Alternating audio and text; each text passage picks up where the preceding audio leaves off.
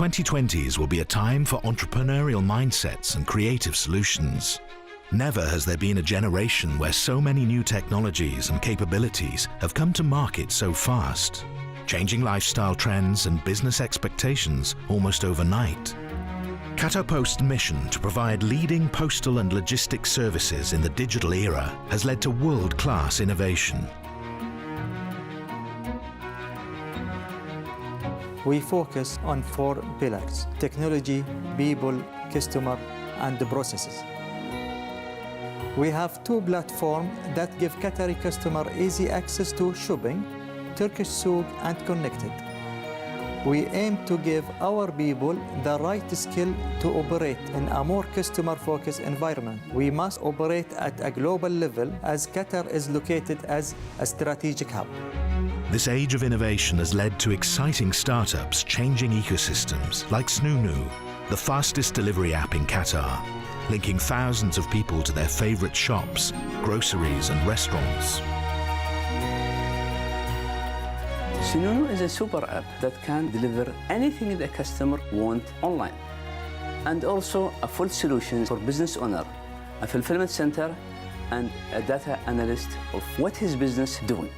We applied a lot of artificial intelligence and machine learning in our technology that can help us to manage what we call it a crunch mode. In crunch mode, we even start managing our time of delivery, merging some deliveries. We are helping the customer to decide what he wants by applying a personalized experience in our applications.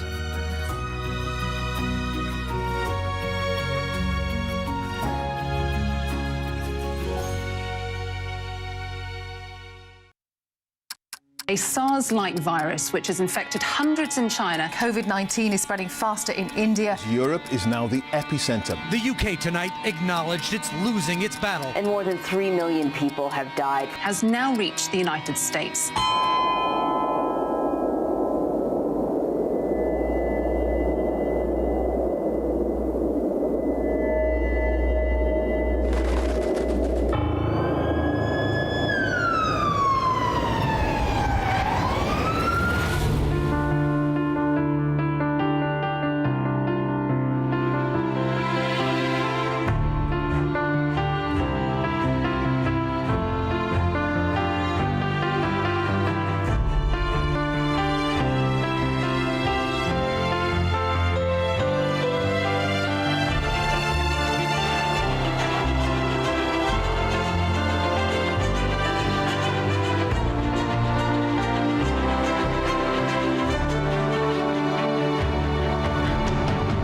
The Kingdom has become the first country to approve the Pfizer coronavirus vaccine.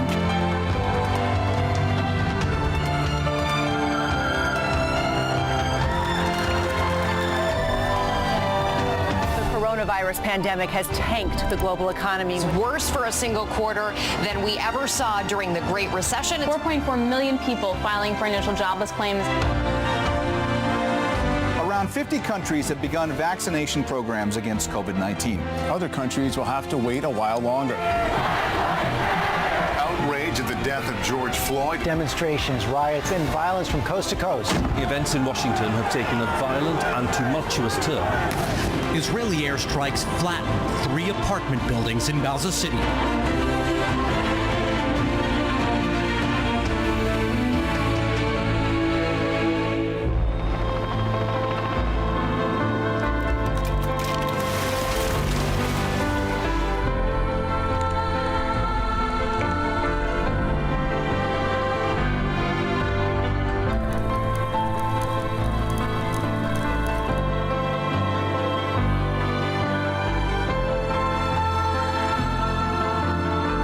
Administration's ambitious climate agenda. The change here is just monumental. Coast to coast, signs of reopening. Hundreds of families separated by COVID-19 were reunited at last.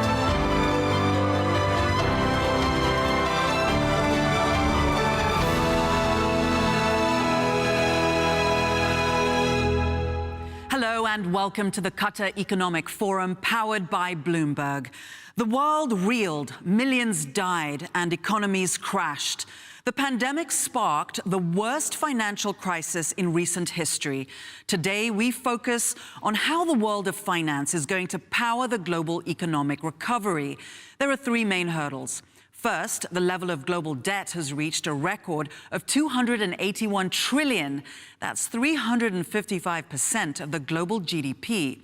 Two, some countries are still battling recurring waves of the virus. And three, the global unemployment rate. As the world navigates its way out of the pandemic, capital spending is expected to increase significantly. Here's Bloomberg's Francine Lacroix with two of the world's top investors on where they're putting their money.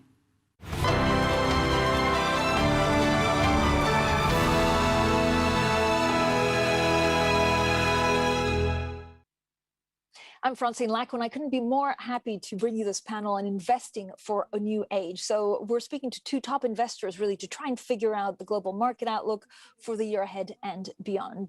I couldn't be more happy to now welcome to the stage His Excellency Mansour bin Ibrahim Al Mahmoud, Chief Executive Officer at the QIA, and Stephen Schwarzman, Chairman, CEO, and co-founder of Blackstone. So gentlemen, thank you so much for joining me. We have 24 minutes to figure out the investing landscape in the next year and beyond. So a very simple and difficult question. Your Excellency, how has the pandemic actually changed the way you look at investments going forward? Of course, the pandemic has changed the landscape of the investment. As you know, during the pandemic, a lot of consumer behavior has changed. Government have increased their spending. Businesses have changed their businesses in order to maneuver the crisis. So a lot of changes happening in the landscape. From a sectorial point of view, also, as you notice, some sectors has performed very well, and some of them are not. And within the segment of each sectors, there is some elements and the trend that has performed very well.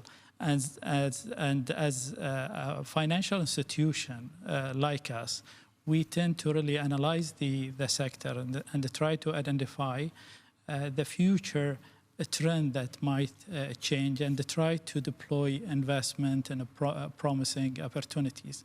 For example, we have invested heavily in technologies. In particular, for example, we have been deploying investment in online education. And this is something that we have deployed before the pandemic. And I give a credit to the team who have identified this future insight on that particular sector. So the pandemic have changed the landscape, but our philosophy remains the same. We remain as a long-term investors. We remain to really invest for purposes in a very diversified way. Thank you so much. Steve, how do you see it changing? Well, I think we're very much on the same page as QIA.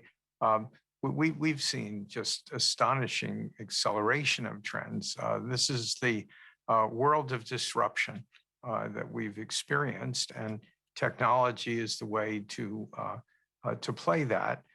So we've been fortunate that we made that pivot before the pandemic itself. And we've done all kinds of things to take care of, address that kind of digital acceleration. So, for example, we decided really close to a decade ago to emphasize warehouses, which are needed by the digital economy to ship things because they ultimately have to be delivered. And we've switched our real estate portfolio over time away from hotels and malls to life science type of investing and warehouses. There are no vacancies in those types of businesses in real estate, and big acceleration of rents. So we see these trends as enduring. Disruption now is something that every business model is being challenged. And the pandemic really brought that home. And so we're investing a lot in technology and green investments and all types of things that are reflective of the world that we're now living in. Much more growth investing over time. We call these good neighborhoods. And so we're very much thematic investors. And that's turned out to be really a wonderful approach for generating performance with capital preservation. Your Excellency, you also were talking about trends being brought forward because of the pandemic. What about real estate? So does that change? Will we work more from home? Does it actually change some of your investments in some of the biggest capitals in the world? Absolutely. As you know, real estate is one of our traditional asset classes, and it takes a component in our mix. Absolutely, when you see the pandemic has brought a subject between how the e-commerce will really impact the retail space, and this is challenging for the segment of the real estate. Working from home for the offices is also something that is changing, even though I'm a really believer that people will keen to go back to their offices, and I'm glad Blackstone have started to go back to their offices. But we are focusing within real estate on very sub-segment. One of them I'm sharing with Steve, the theme of investing in warehousing to really support the e-commerce businesses, which is a segment that we are deploying big time on that. The data center, for example, which is another segment that we think have a promising future, and very specific real estate. We appreciate the relationship with the Blackstone, and we have done a co-investment opportunities in life science real estate, which is something used for research and labs on that domain. So you have to be a little bit very specific in analyzing the sector and to try to really find out what are the opportunities that you need to really deploy investment on. Steve, are you aggressively now on the hunt for deals, and do you worry that multiples are just very high and that will mean it more difficult to find the right companies, the right opportunities along the road in the next 12 to 18 months? Well, I think, Francine, you're right on point with that question. We've been in business almost 36 years. And so we've been through these periods of higher multiples, and it leads to a certain type of caution, but it also presents a lot more opportunities because prices are higher, more people will sell. What we've learned is because we're fundamentally in the private markets, is that the only reason to buy something is to make it much better. We're in the business of accelerating growth of companies and of real estate that we own. And so it's unlike stock investing where you buy it and you hope it works out. We're change agents, we believe for good. And if we can put more money to grow businesses, then we can deal with some of the issues of higher prices by accelerating growth, which gives us more protection on the downside. With the prospect of the United States potentially increasing capital gains taxes very significantly, it's really like an avalanche now of opportunities of people want to sell things before their taxes are much higher for selling the same thing potentially next year. And so it's giving us a lot of opportunities. And what we have to do is be careful, always have a very exciting plan for growth. By the way, that results in us hiring more people. So this is good for society, and hopefully it's good for our clients who typically are large institutions like QIA. Your Excellency, how far along is the QIA in actually try to diversify its portfolio? So I know you've planned to boost investments, for example, in technology and healthcare. Is that done to a level that you're satisfied with now? Not yet. I think we have been deploying and focusing in technology and healthcare. Within the last 2 years, we have deployed in technologies more than ever before.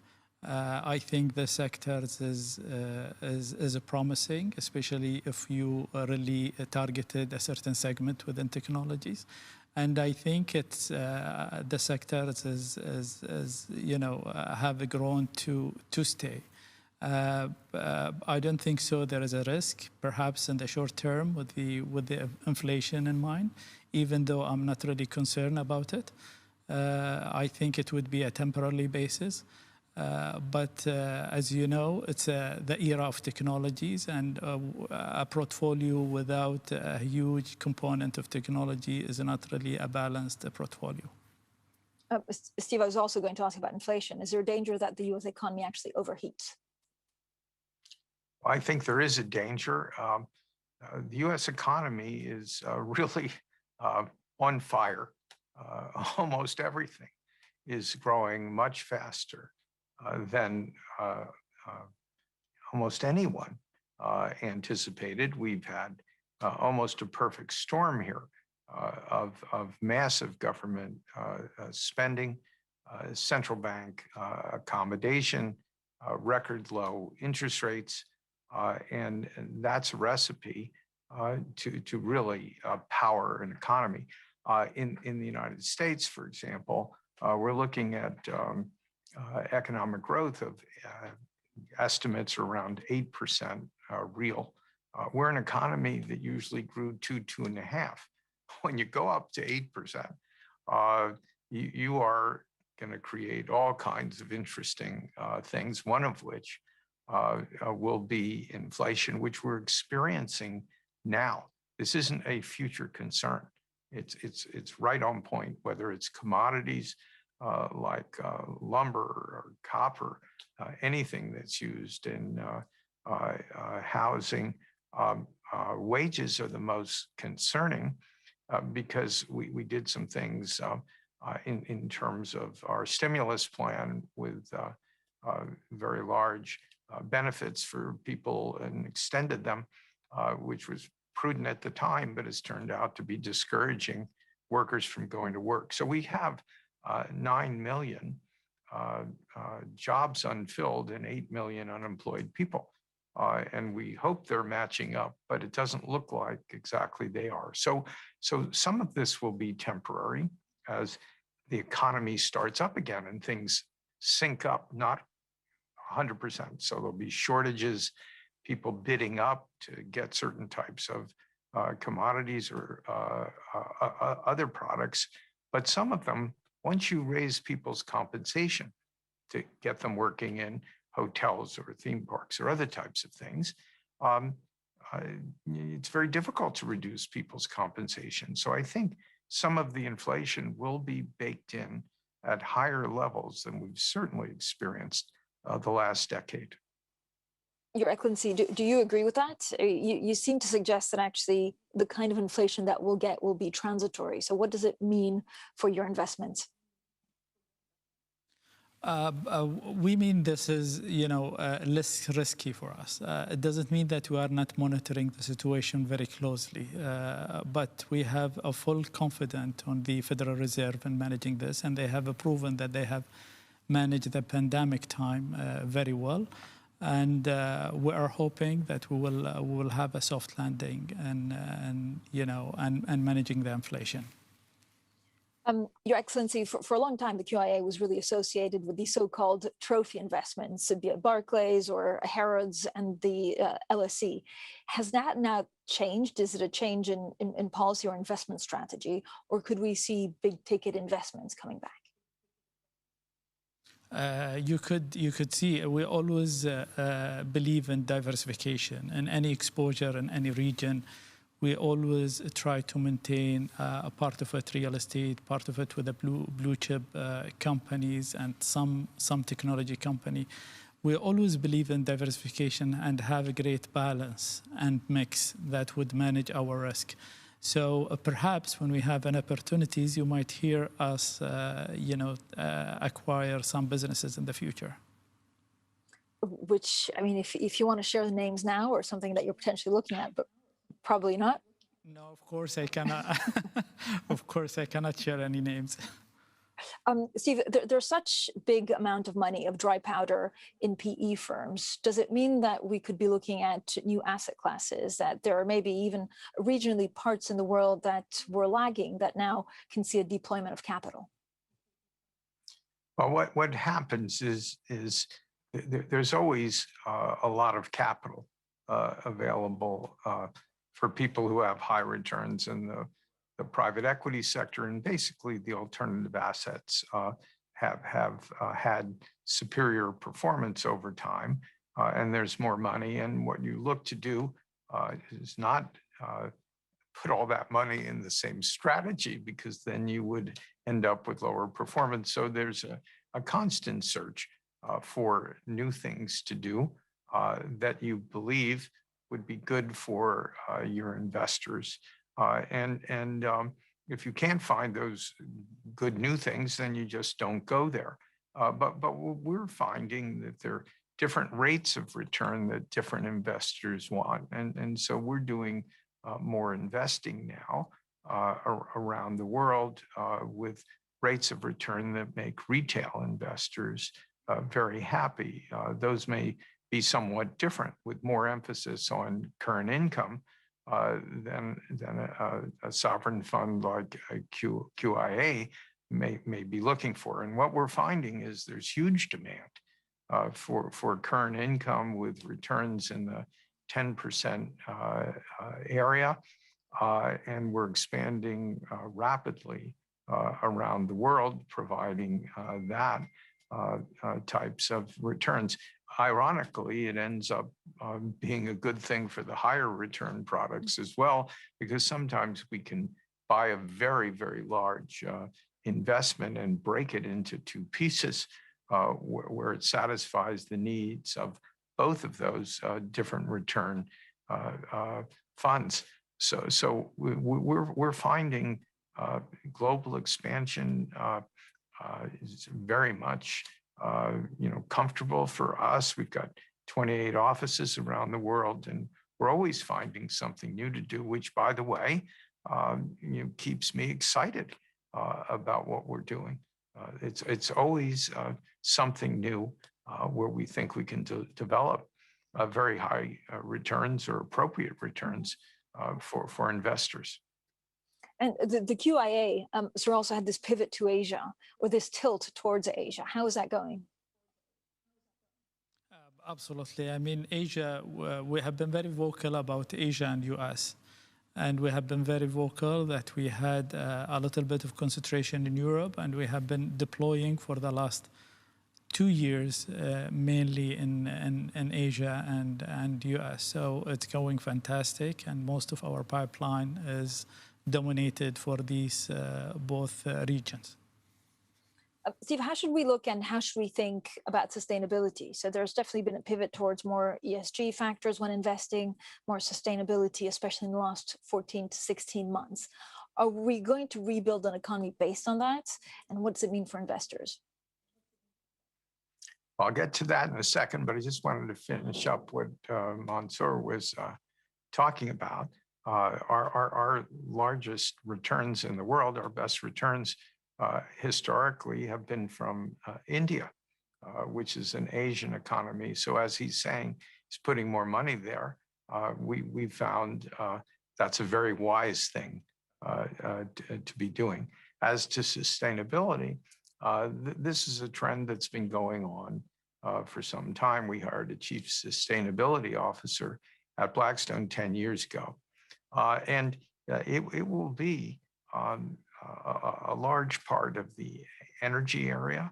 Of course, the world is pivoting in that direction. In the last year, we've invested $5 billion in those types of green technologies. There's a global focus on clean energy sustainability, and every business needs a focus there. I think, Francine, you're right that this is a new vertical in the investment world, and it's a good thing that it's happening. Your Excellency, I wanted, before we get onto sustainability, which I know is something that you're also looking at very closely, do you have a target for investments in the US and investments in Asia over the next 5 years? Yes, we have a certain allocation and exposure that we normally present to our board, how much we would like to invest in Asia, how much we would like to invest in the US.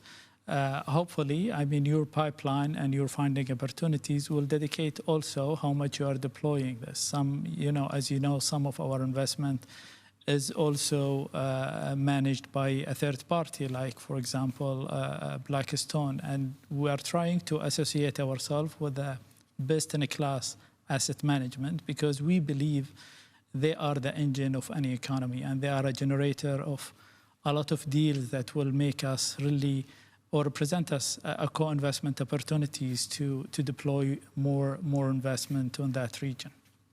Do you ever worry about being caught in the middle of a U.S.-China, trade war, or not getting, any easier?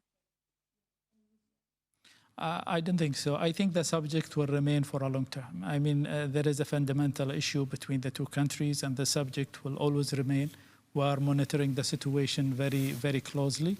And I think the two countries are mature enough to understand their consequences if there is any major disagreement. But apparently, the negotiation will take longer than expected. How do you see this developing, Steve? And then I do want to go back to ESG, but how do you see the relationship between the US and China developing under President Biden? Well, you have to start out with the fact that the US and China together are approximately 40% of the world's economy. And there are only two countries out of roughly about 185 countries. So you have about 1% of the countries with 40% of the global economy. So there's a need for these two countries to cooperate in a variety of areas. Setting up completely separated economies is really impractical. There are certain areas that are of enormous sensitivity between the two countries, which are mostly around technology. And I think that will remain as an area of focus between the two countries. There'll be more development of independent sourcing in that area. And I would anticipate that a lot of the other commerce will continue, much as it is doing currently, by the way. How does the QIA actually look at purposeful investing? And what can you tell us about the energy transition? How do you see it playing out?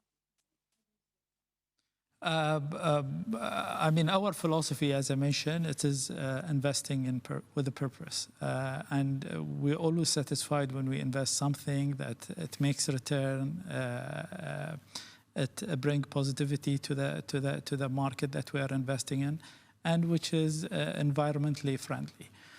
We have been investing in the ESG initiatives and the project for quite a time. But this year, it would be a little bit institutionalize our process, and we will embed our ESG into our investment process. We will have a policy, we will have a KPI. I think ESG is getting very important, and I think the momentum globally is there. Investors are looking to deploy investment, and government from the other side are being very receptive. Both parties are admitting that we have an issue globally, And I think there is a momentum and there is a tremendous opportunities in that space. Even within the technology that's supporting that space is tremendous. For example, we have been investing in energy storage facilities, and we think this sort of investment will help deploying more investment in renewable energy. So we're almost out of time, but in 30 seconds, Steve, when you look at what you think investors get the most wrong, is it SPACs, cryptocurrencies, or is it the abundant liquidity in the market?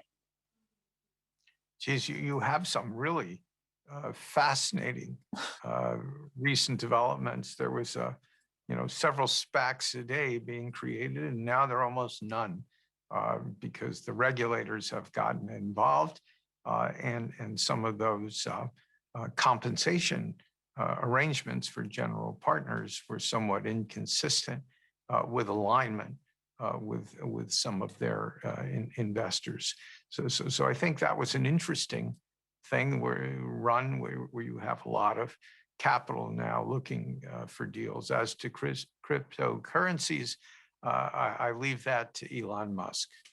All right, what about you, Your Excellency? What do you think the markets get wrong?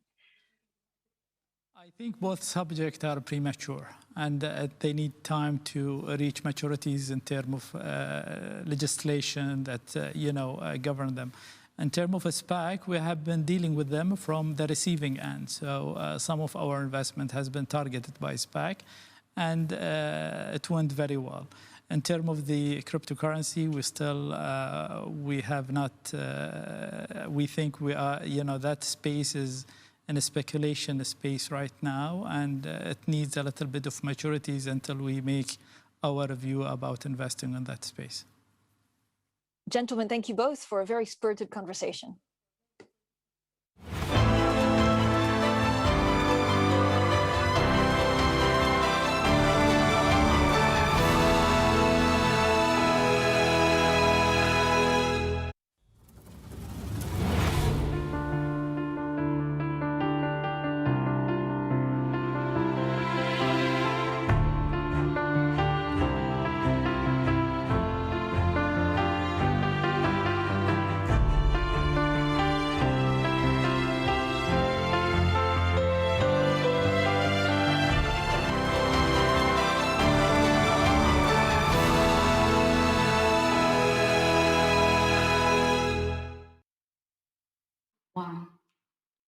Hello, and welcome to this session on powering global finance.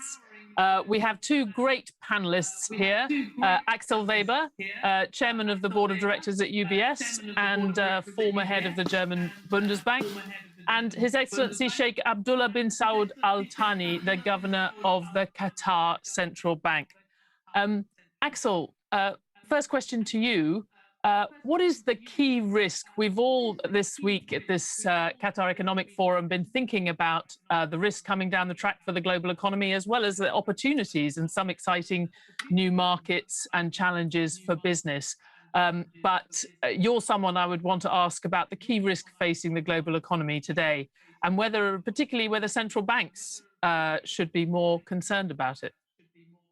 Well, I think almost no forecasts show any downside risk for the next, I would say, 3 to 5 quarters.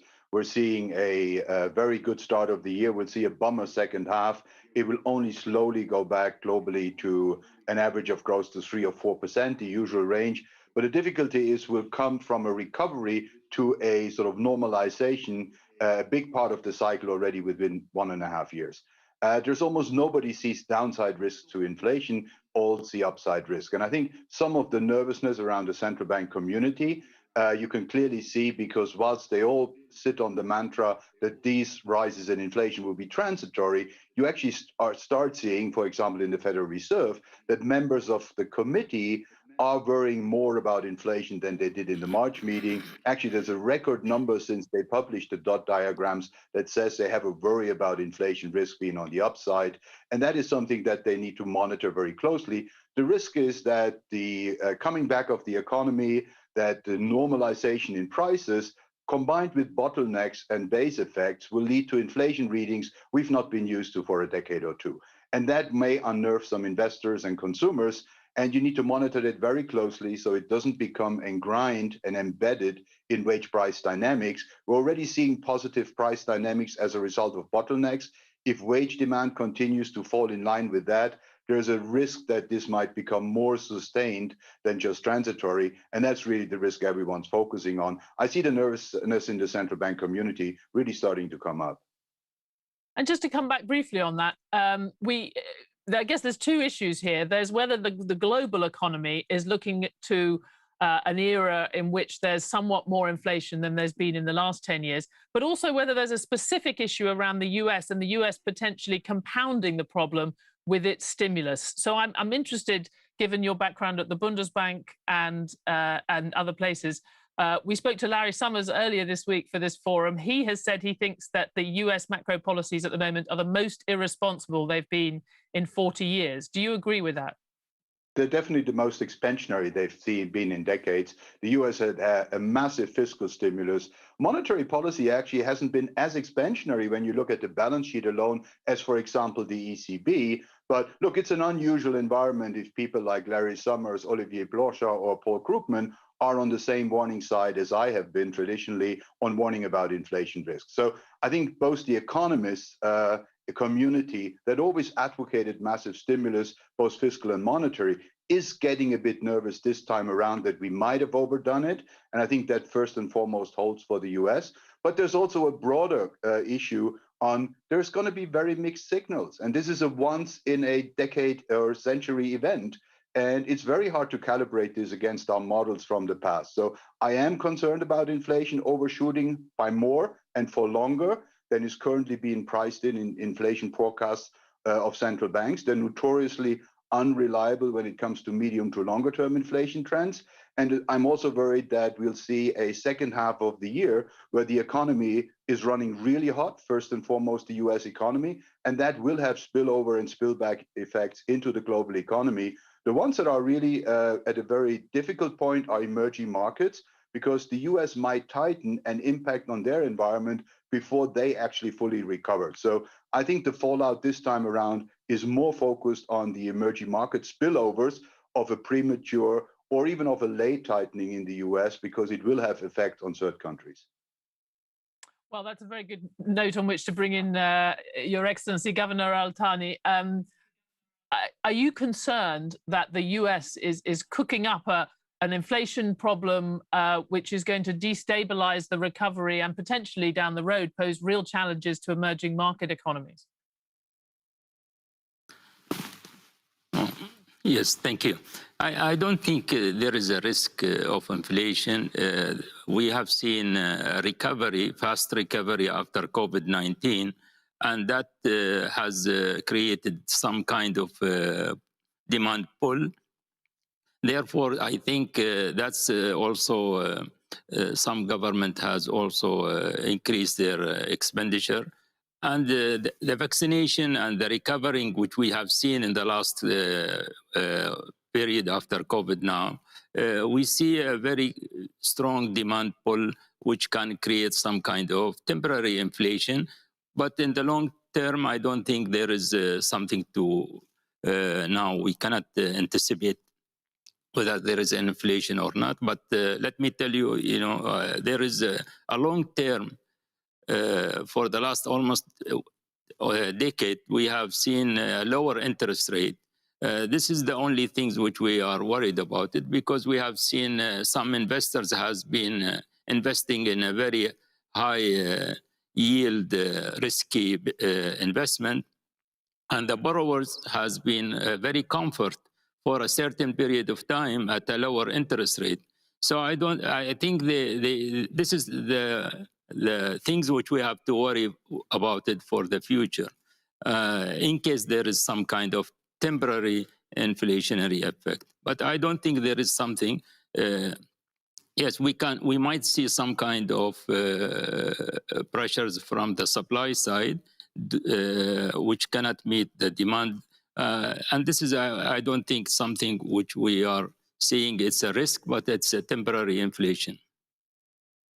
And Qatar has a peg to the US dollar, which protects you from some of the issues that emerging market economies would face, but also clearly has some drawbacks. Could you imagine moving towards a more flexible regime, or maybe needing to, due to the effect on the dollar of these policies? No, I don't think we will change our regime at this moment.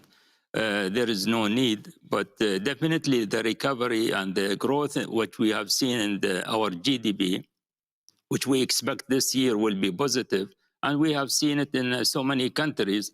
This is something will create some kind of inflationary, but it is not going to be something to worry about it, that we have to change a regime. I think historical, for us, we are linked to the price of oil, and the price of oil, and the inflation.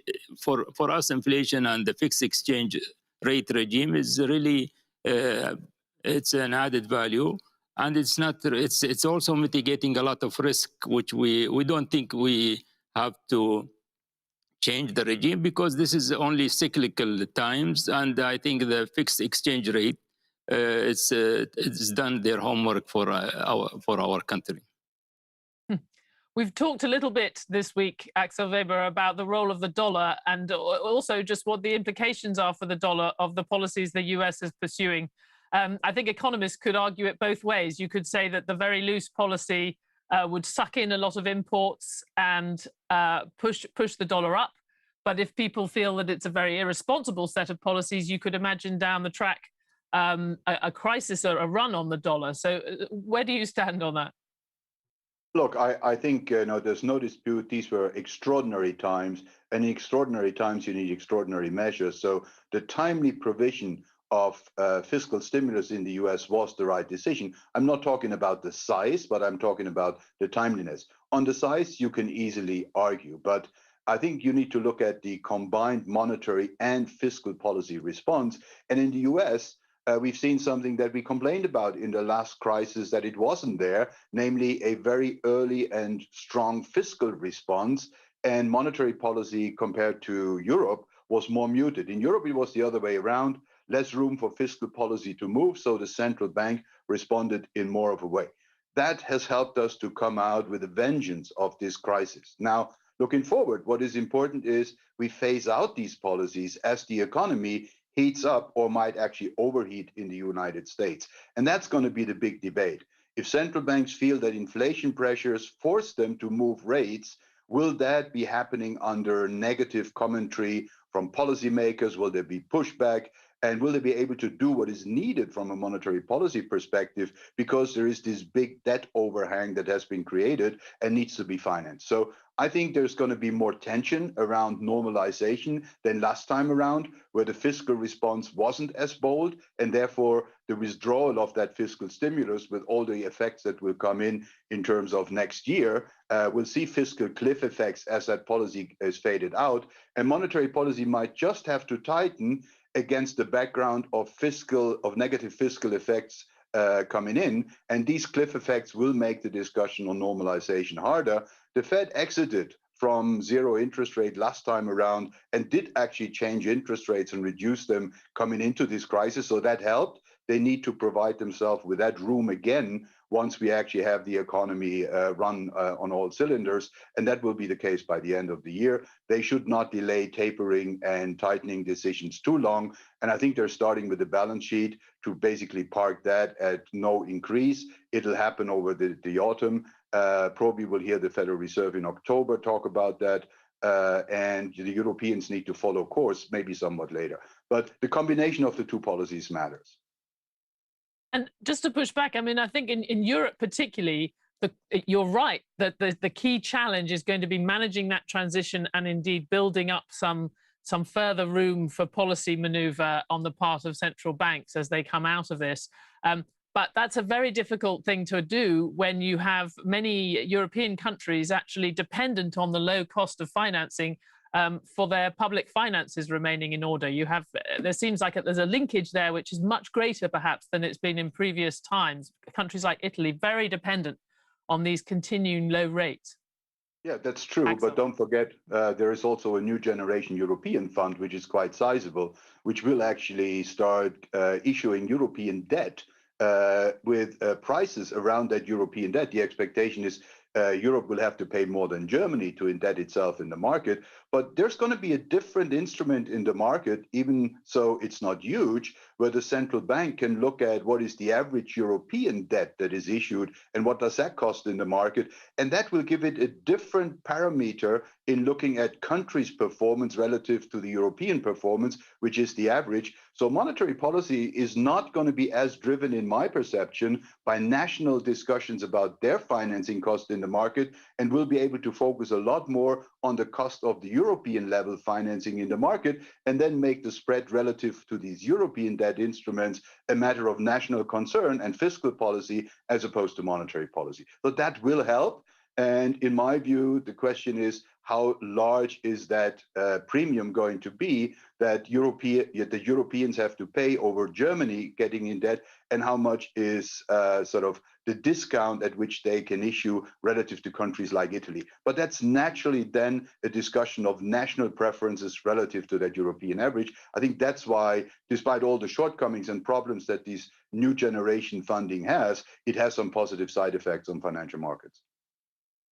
Governor Altani, you mentioned the oil price. It's around $75 a barrel now, but that's still well below where it got to in 2014. And we've seen GCC countries, Bahrain, Oman, have their balance sheets quite severely affected by that. Are you concerned about that impact? And do you think it's part of your role as a regional leader that Qatar should intervene and support Oman, for example? Well, maybe I will speak about Qatar's. This year we budgeted the budget for at the price of 40, and if it's 75, I think this is a very good things for our economy.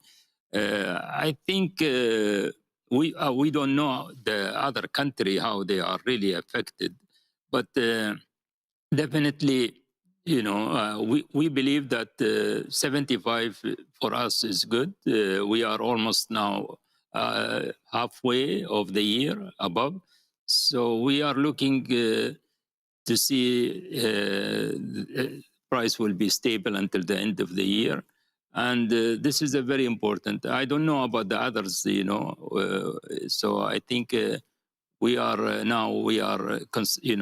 just getting from COVID-19, and also, as you know, we have also before that we have some kind of siege and blockade. So it's very important that we are also reorganize our monetary and fiscal policy for any challenge which comes in the future.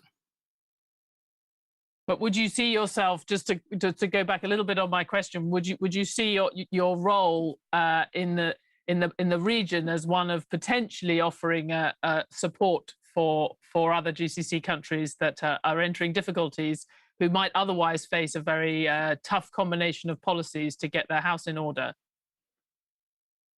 I think that's always done through the Ministry of Finance, mostly in their meeting in the GCC, and they discuss this matter, So this, I think the financing between countries, and it's not in the agenda of the governors of the central bank mostly, Well, that's the right answer from a disciplined central bank governor. Just a final one, which is more about the things that we might be talking about in the future when we talk about powering global finance. Digital currencies, crypto has obviously been a huge subject in the markets over the last few months, and something that's also going out into what one finds, taxi drivers and people you meet everywhere have suddenly discovered different cryptocurrencies. I mean, Axel, do you think that this is something that's A, here to stay, or B, something that poses a risk to the global financial system, or makes us want to change regulation, change the way we think even about central banking? it's not yet big enough to pose a risk to global financial stability, but it's big enough to pose a risk for individual investors that invest in it. I think central banks will not allow any other form of anonymous means of payments outside cash.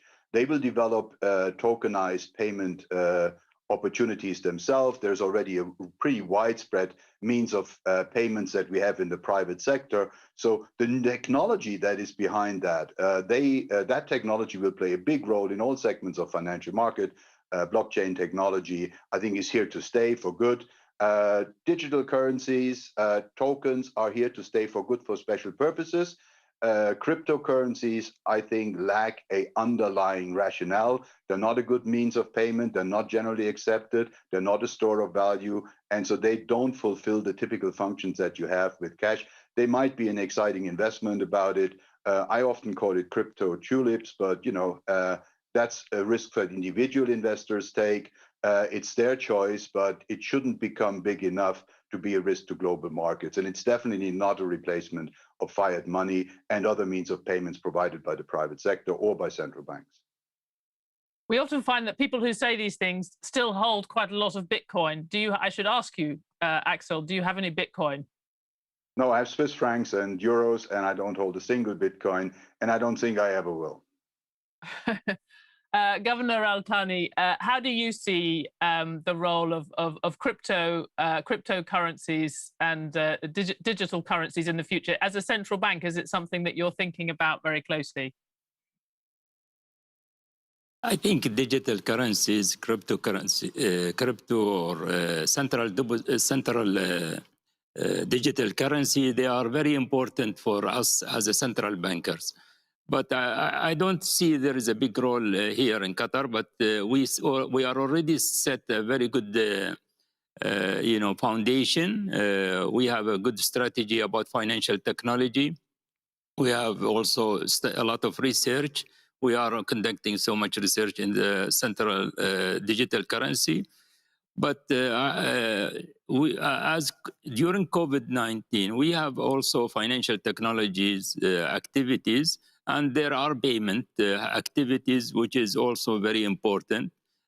So in the payment, as it's hard for the central bankers, it's very important that we have to be careful about soundness and also the reliability of the payment system. So this is a very important area because we have seen some financial technology has been involved in this payment, and we have also seen some big tech involved in the payment. Therefore, this is a very good, important subject for central bank, that payment should not be, should be reliable, sound, very strong for settlement and also for clearing for our investors. So we are keen about this payment system, that it should be under a very good environment. Sheikh Abdullah bin Saud Al Thani, Axel Weber, thank you very much for joining this panel. I'm Stephanie Flanders, Senior Executive Editor for Economics at Bloomberg, and this has been a panel on powering global finance. Thank you very much.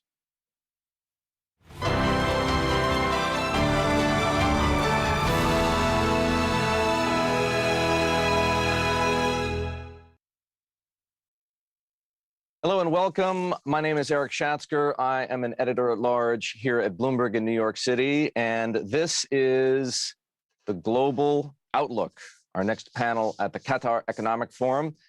First, I'd like to introduce my distinguished panelists. Jenny Johnson is the CEO of Franklin Templeton. Manny Roman is the CEO of PIMCO. David Rubenstein is the co-founder and co-chairman of the Carlyle Group.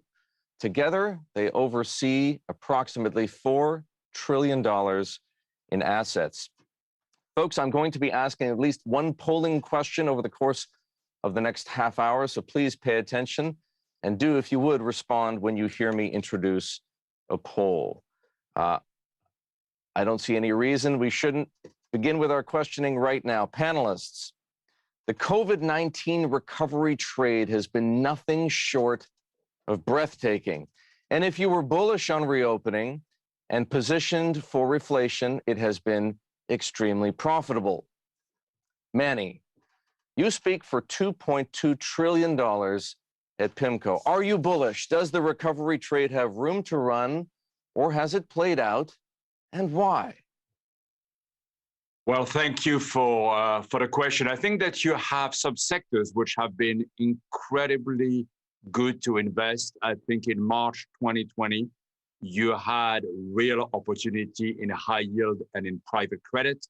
And for all of us, I think it's been very good. There were special situations to invest in. And I think people who put capital to work have been very happy. Now, if you look at the high yield index, a lot of it has played out. You may have another bite at the apple if there is some tapered tantrum down the road. And then there are sectors which I think will be incredibly exciting to keep on investing. Real estate being one of them. I think that real estate is one of the sectors which hasn't fully recovered. There's a lot of question mark and uncertainty about the role of officers, who's going to come back to work, how is it going to work? And I think the whole sector should provide for astute investors to be a real opportunity. Manny, just a quick follow-up there. Given what you've just told me and told the audience, what's PIMCO doing? How do you position to take advantage of the opportunities, even if there aren't so many any longer, that still remain? Well, in a mutual fund, and I think I have to be a little bit careful and distinguish a mutual fund from the private side of a business, which has long lockup structure. But on the mutual fund side, we've taken some profit. And I think we want to be flexible enough and have enough cash to capture opportunity. And so there were time to buy incredible assets in March and April 2020. They have rallied quite a bit. I think you have to be disciplined and make sure you have dry powder to be able to deploy it. And I don't need to tell you, as the last panel pointed out, that there's a lot of uncertainty about what's going to happen with inflation. We have a view, we may or may not be right, but I think we'd also try to invest around this. There's plenty of opportunity in emerging market. All of those questions, I think, leads you to take profit on some of the position that you took in March 2020 and make sure that you can redeploy your portfolio. Jenny, you oversee an extraordinary range of strategies at Franklin Templeton. Are your strategists and portfolio managers telling you what we just heard from Manny? It's time to raise your cash allocation. It's time to take profit. It's time to wait for the next taper tantrum, perhaps before deciding to invest more aggressively?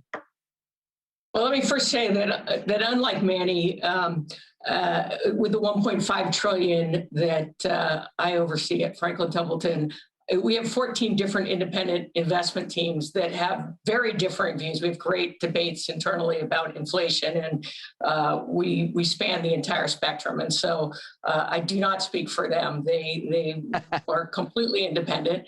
And I would say that, I think the reopening trade, what we do agree on is that you're going to see this in waves as the vaccines roll out. Obviously, developed markets like the US and Europe are further ahead, probably hit 75%. And I think the US is projected in 5 months and EU even sooner.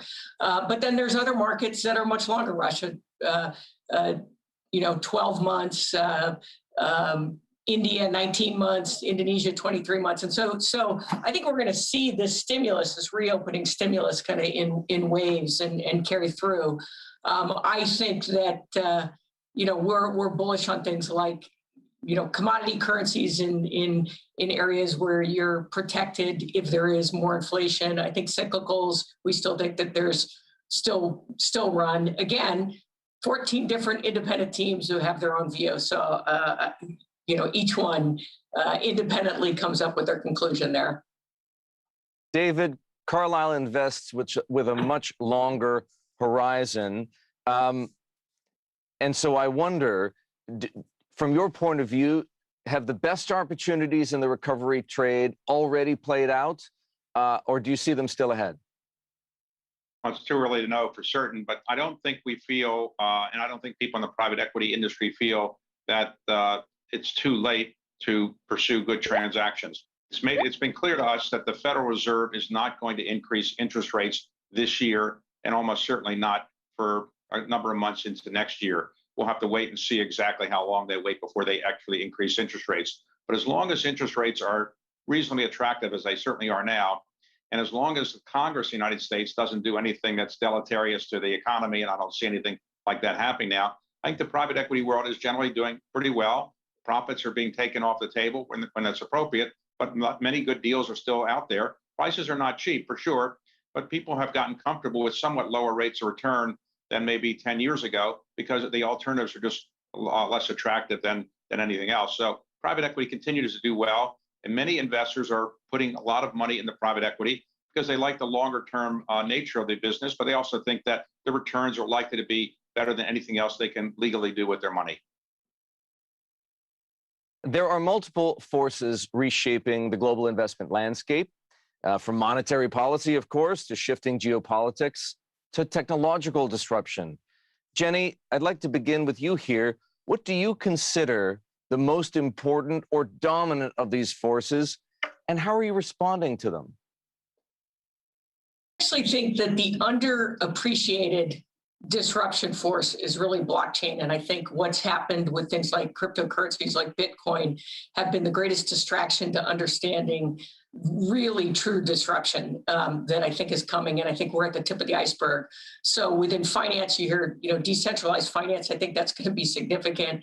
And when I say, the distraction, I think that's non-sovereign backed. I think you're going to see sovereigns who express their currency in digital, and the reason is it's better from a cybersecurity standpoint, so counterfeiting, and I think it's better from a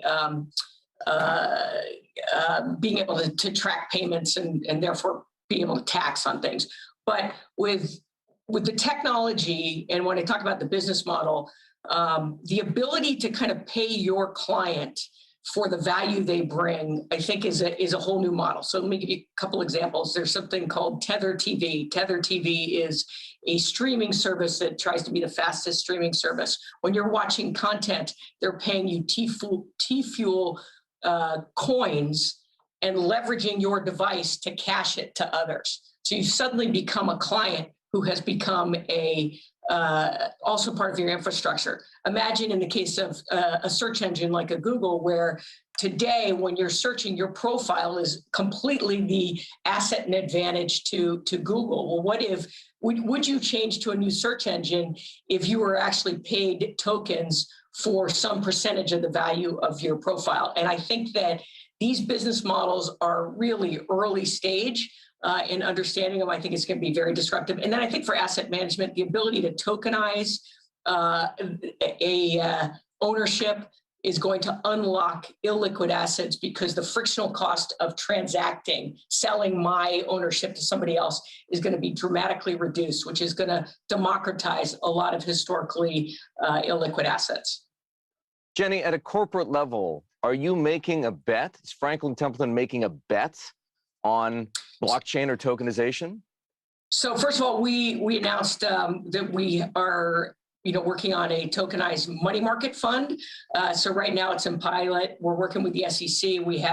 We've built the what's called the kind of the books and records, the transfer agency on the Stellar network. We're right now piloting to ensure that is consistent with our traditional transfer agency system before we want to retire it.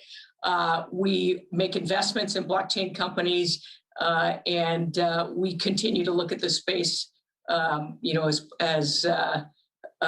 have an incubator. So we had a company like Curve. You may have heard they were a crypto wallet. They were one of our first companies in our incubator. So we're focused on this space. You've given me a perfect entree to our first polling question. This is an alert for the audience.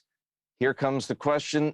Do you desire some form of crypto exposure in your investment portfolio today? It's a simple yes or no question. Do you desire some form of crypto exposure in your portfolio? And as we wait for those answers to come in, I'll move on and ask this question.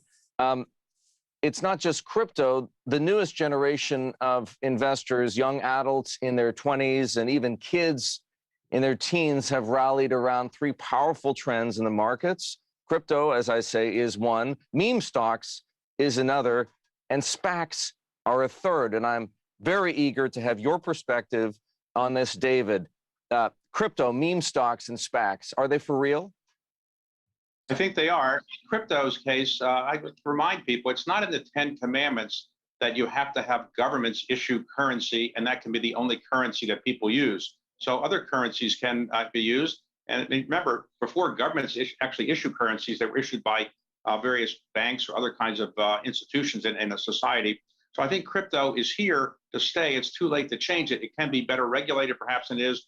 Maybe there should be more disclosure. But I think people are looking for a different way to put some assets to work where they don't really feel that there's inflation that's going to be a big problem for them. So it will have its ups and downs for sure. And I think the greatest opportunities there may be in things that help transfer assets from one type of digital currency to another, or help trading, or other things relating to blockchain, not necessarily investing in a particular currency. I think what we're seeing is that before COVID, we had a digitization of the society, and it was moving forward. People were used to their smartphones and so forth. But during COVID, we got used to even more digitization, and I think it's too late to put that genie back in the bottle. So for the next 5 years, 10 years or so, you're going to see a massive change in the digitization of our society. And the things you just mentioned just reflect that, are the tip of the iceberg. I think we're going to be here for quite a while in terms of watching the society move towards more digitization. And gradually, the people who are the younger people who are making these changes and also forcing us who are older to look at them are the ones who often move economies. Economies are generally moved by younger people making purchases or coming up with new trends. That's true for a long period of time, but it's become even more true now as we see these kind of stocks and these kind of currencies and these kind of assets being pushed in large extent by younger people. Manny, I know that PIMCO has and here we are with the results for the moment of our polling question on crypto. And as many of you can see, it's a dead heat. 50% of the audience wants some form of crypto exposure in the portfolio today.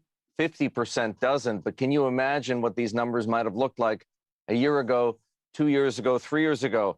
I should just ask you, Manny, would you have anticipated a dead heat like that, 50% for crypto, even a year ago, 2 years ago?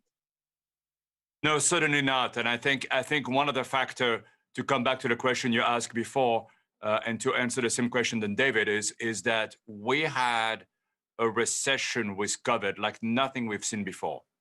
And the instrument in terms of sending checks to the American people were blunt, but it also gave purchasing power to a lot of people who also stay at home.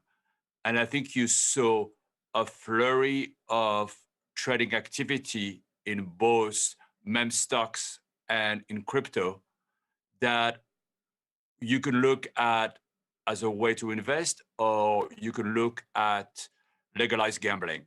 And I think both views can be justified.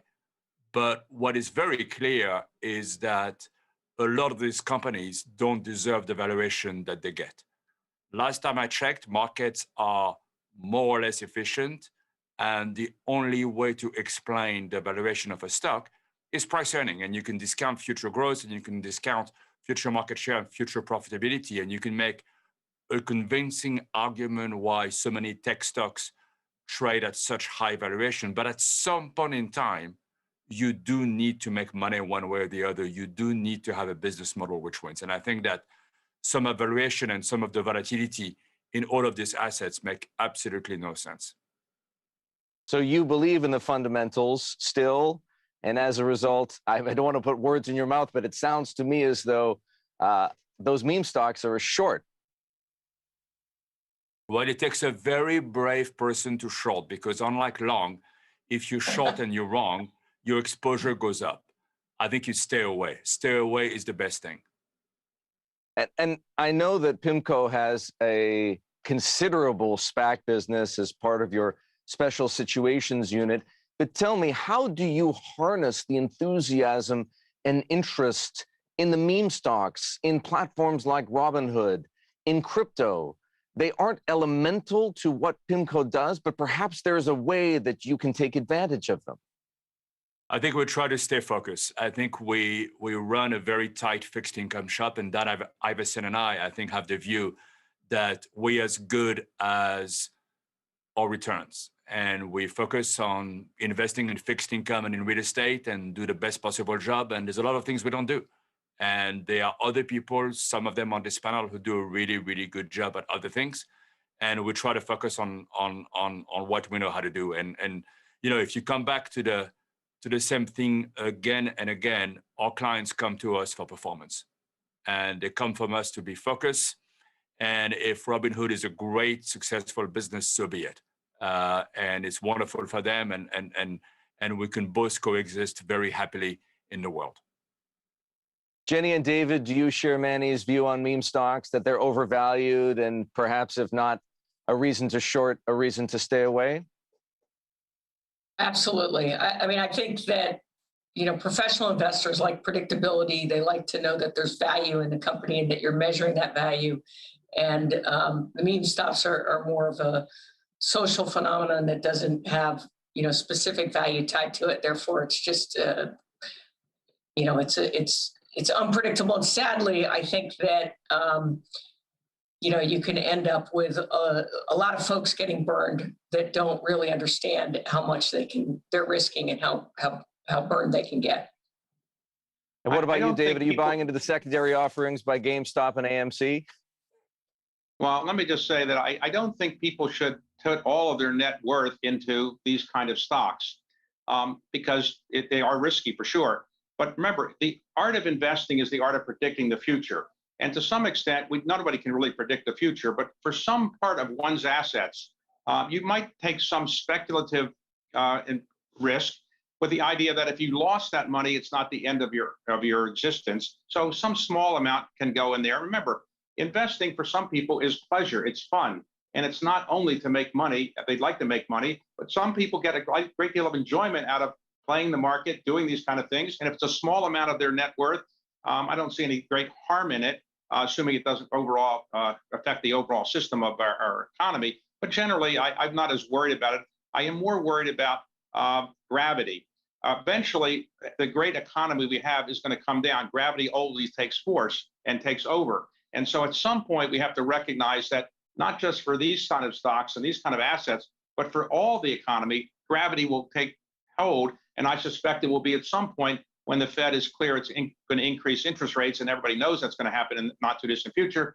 And if Congress ultimately decides they're going to have tax increases, that'll have a effect on the economy and produce some gravity effects as well. But remember, things can't go on forever going up and up and up. At some point, they'll go down. So I think people should be cautious. But my point here is, if you take 5% of your net worth or some small percentage, and you go into these kinds of assets with the understanding you could lose it all, and you enjoy doing it, and just the thrill of investing in these kind of things gives you some excitement, I don't think it's the end of the earth. I just wouldn't put too much of one's assets in that.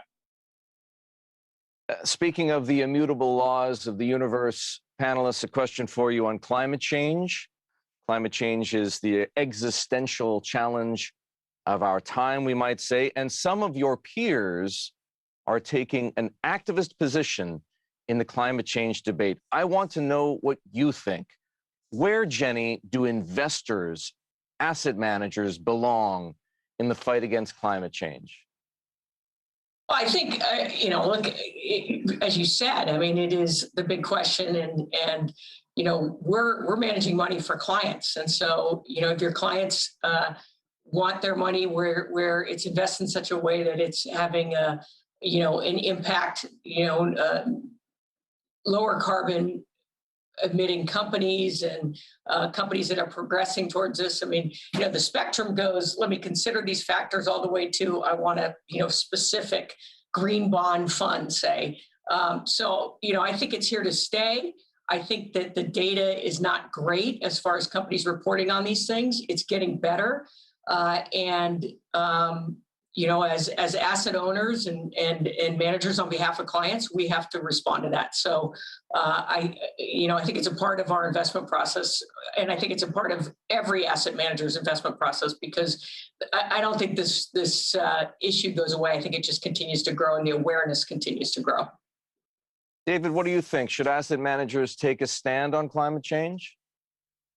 Well, I think they should do the best thing they can for their investors, and to do something good for your investors means taking this into account. Clearly, climate change is recognized around the world as a global force that's going to change the way we live and conduct our lives for forever. And if we don't do something about it, we're going to be harmed. Therefore, if you're going to be an investor, you have to take this into account. So good companies are going to be ones that take into account climate change. Bad companies are the ones that ignore it. So if you're investing in these so-called bad companies, you're not likely to do as well. So as the zeitgeist of the era is moving towards a recognition that climate change is here to stay, if you invest in companies that don't take it into account or are not sensitive to it, you're not likely to do that well. So I think not just because it's a socially responsible thing to do, but because you're likely to get better returns if you are sensitive to these issues, I think all kinds of investors should take these into account. We do in private equity, and I know in other areas people do as well. Private equity firms are now very sensitive to climate change and ESG-related concerns, because they think it's not only good for society, but it's going to actually lead to better rates of return. Manny, do you share that point of view? Do investments with sort of a climate change tilt offer or promise better returns?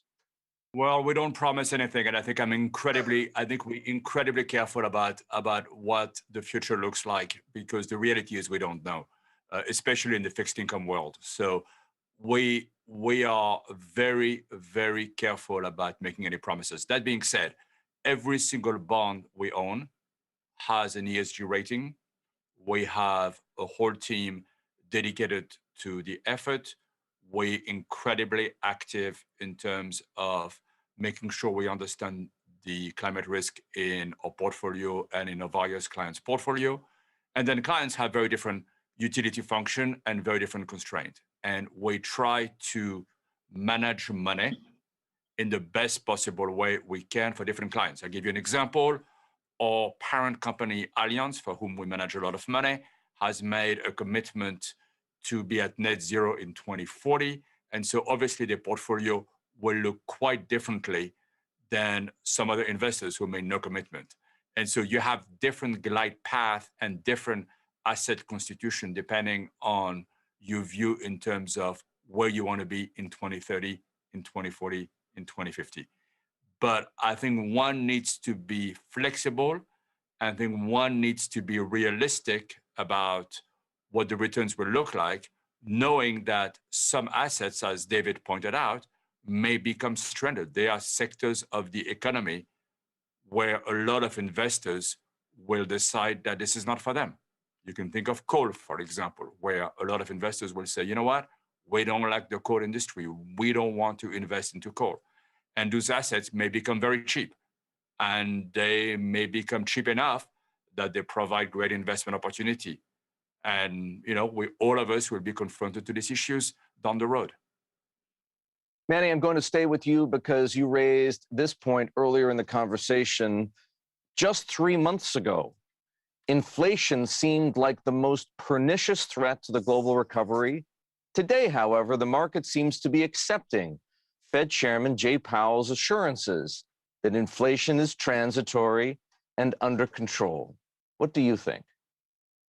Well, we coined the term head fake and said that inflation was a head fake. Now, what does it mean? It means that you're going to see a number of prints where you'll see inflation going up over the next few months. Why is that? Because the economy is coming back to work. We never gone through this before. It's going to be uncoordinated by nature. You see supply issue in both the labor market, where people are slowly going back to work, but when when they stay at home for a long time, you may have some inflation in wages for the time being.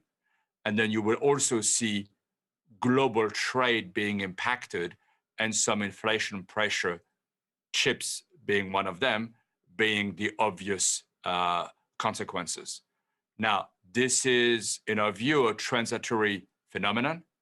and that the deflationary forces which are at work in the economy long term will take over, and you'll see inflation gradually coming down. I think that the message from the Fed, which in our view was hardly surprising, is yes, we are a little surprised by how inflation has gone up, but we're here to act, and we're here to raise rates in case we need to.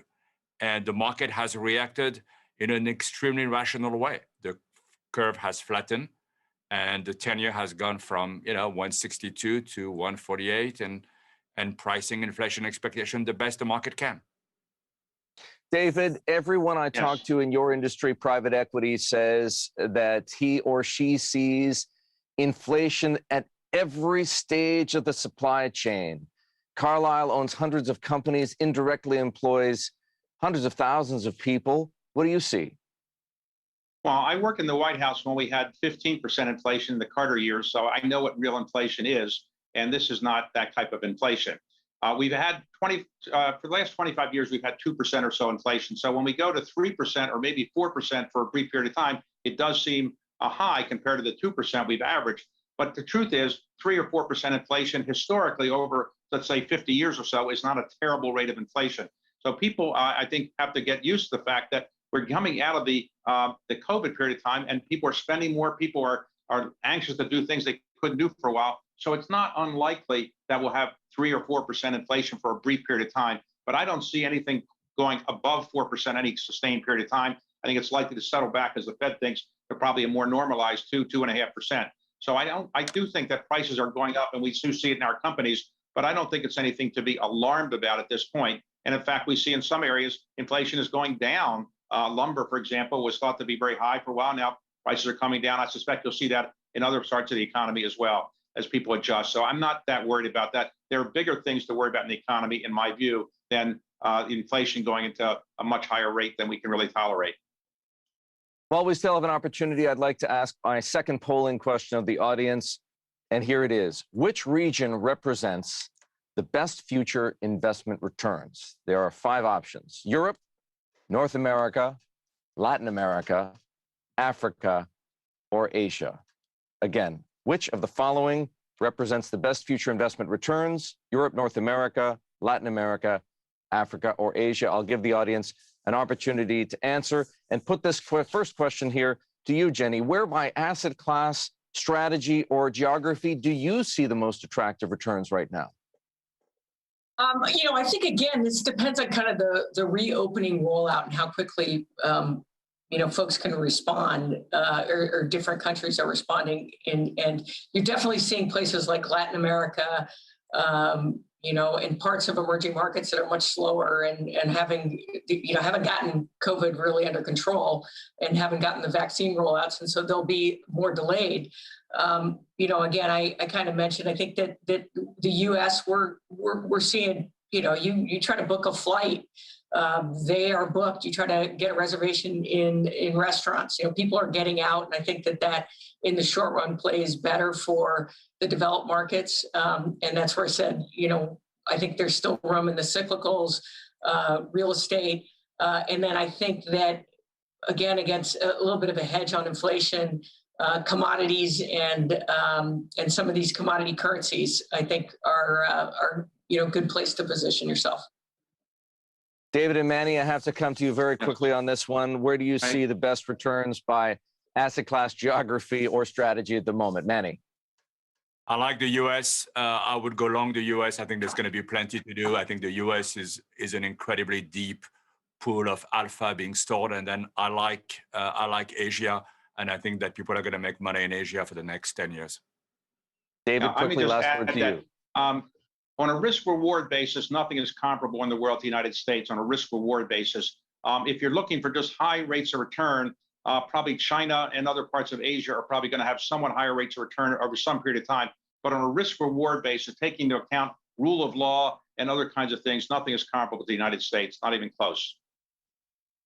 Well, I'd like to thank all of you. Jenny Johnson from Franklin Templeton, Manny Roman from PIMCO, David Rubenstein from the Carlyle Group, as we see the results of our latest poll. Ladies and gentlemen of the audience, thank you for joining us For the Global Outlook here at the Qatar Economic Forum, I'm Eric Schatzker. Goodbye.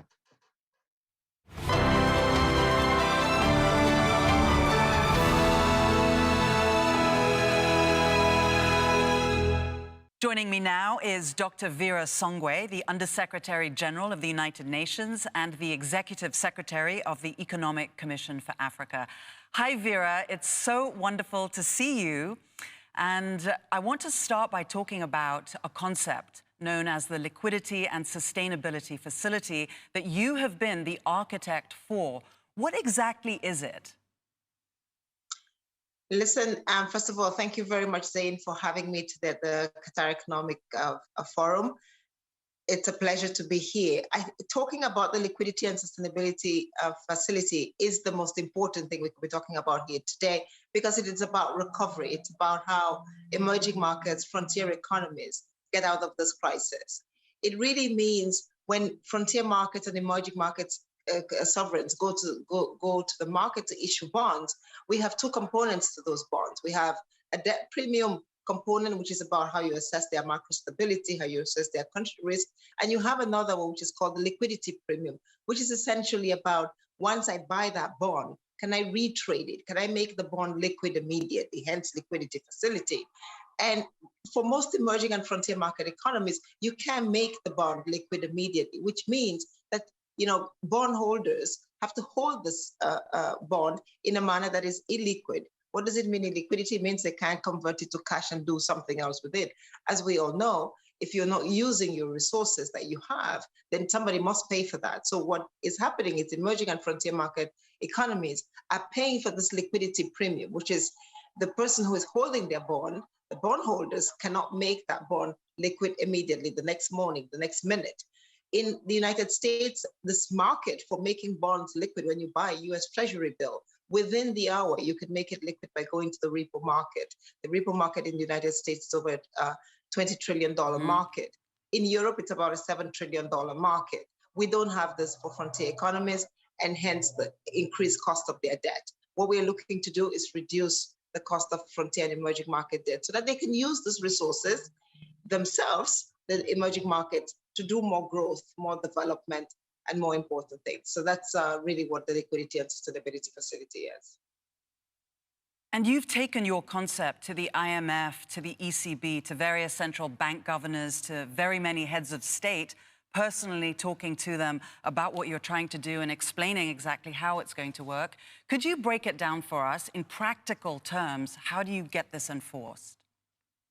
In practical terms, what we need today are three things. The first one is, for the first time in 10 years, we have the issuance of what we call the special drawing rights, which is additional resources that are being put into the International Monetary Fund. What we are looking to do is use some of those to fund the launching of the Liquidity and Sustainability Facility. Remember, what we are trying to fix here is correct the market distortion. We're not asking for any special treatment for frontier and emerging market economies. We're actually trying to perfect the market. We're trying to do what we've always said we should keep doing. How do you make it work in practice? You have the funding. If we can get the funding from the SDRs, then essentially what you do is, when emerging and frontier market economies decide to issue bonds or raise debt, they come through this facility. Anybody who uses this facility then knows that they can immediately make their bond liquid the next morning. So they take away the cost of asking or charging the sovereigns for holding the bond for much longer. Now, the second thing we're doing, which is why we're calling it a sustainability facility, is also we're saying we can reduce the cost of the bond or give an additional premium if you're going to invest the resources in sustainability or green growth, renewable energy, better infrastructure. And so practically what you do is all we're looking for is create a funding mechanism that just allows us to reduce the cost of this liquidity by creating a repo market that allows bondholders to be able to repo their bonds, which is essentially resell them. And where exactly are you in this whole process? What do you need to make this a reality?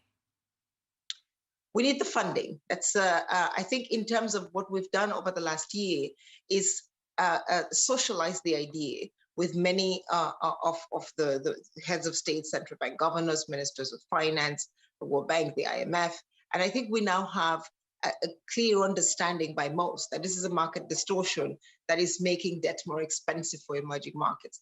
Now, what we need is somebody to fund the initial idea. We're looking, eventually we're looking for about $30 billion, but we could actually start the facility with about $5 billion. So what do we need today is funding, not an investment, but just funding. So it's collateral, initial collateral of about $5 billion to start the mechanism rolling. Vera, if I could just pull out for a moment and just look at the big picture of the continent of Africa and the economic situation post-pandemic. When we look at going forward post-pandemic, what is it that you see? What does Africa need post-crisis? Because we're still in emergency and response mode. And that's a very, very good question. I mean, the first thing Africa needs is some liquidity, hence the liquidity facility, some sustainability, which means looking at how you grow out of this crisis in a sustainable way, in a green way, creating more green jobs, creating more jobs that are responding to the needs of the African Continental Free Trade Area Agreement in particular. But what all that summarizes into two things. The first thing Africa needs to do is create more jobs. How do we create more jobs? Is diversify our economies. Diversification is going to be particularly important. We have seen the whole sort of digital economy, explode during this crisis.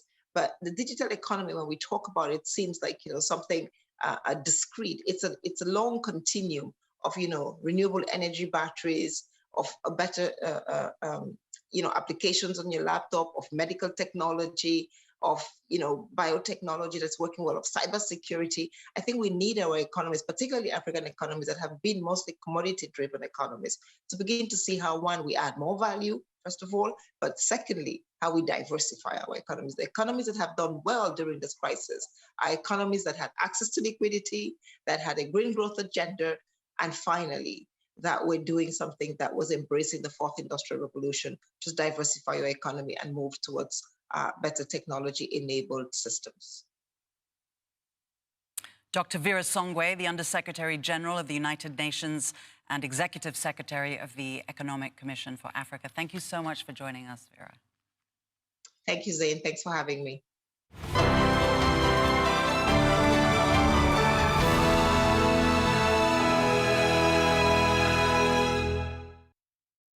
Investing with purpose. That is our next panel. What a great array of panelists we have. Welcome, of course, to the Qatar Economic Forum, Henry Fernandez of MSCI Inc., the chief executive there, one of course, the key providers of indexes. Larry Fink, Blackrock, of course, the largest asset manager. Bill Winters, CEO of Standard Chartered, an emerging market-focused bank. It is wonderful to be here with all of you, gentlemen. And I feel like 2020 was clearly the year we understood what investing with purpose meant. We've all heard and understand what a social crisis has been, what it's meant, what a climate crisis is, and what it means. But we want to now push this conversation forward, guys. We want to understand not only what you've been thinking from the annual letter that you put out back in 2020, Larry, Henry, the thought leadership you've got in terms of the role of capital markets, Bill, the work you're doing with the voluntary carbon offset market. You're all playing your roles. But Henry, what more about measurement do we need to see? The SEC looking at proposing new roles on ESG disclosure. How do we know you're already making an impact in the capital markets? Well, thank you for having us here, Caroline, and it's a pleasure to be in this panel with Larry and Bill. I guess measurement, not enough yet at this point.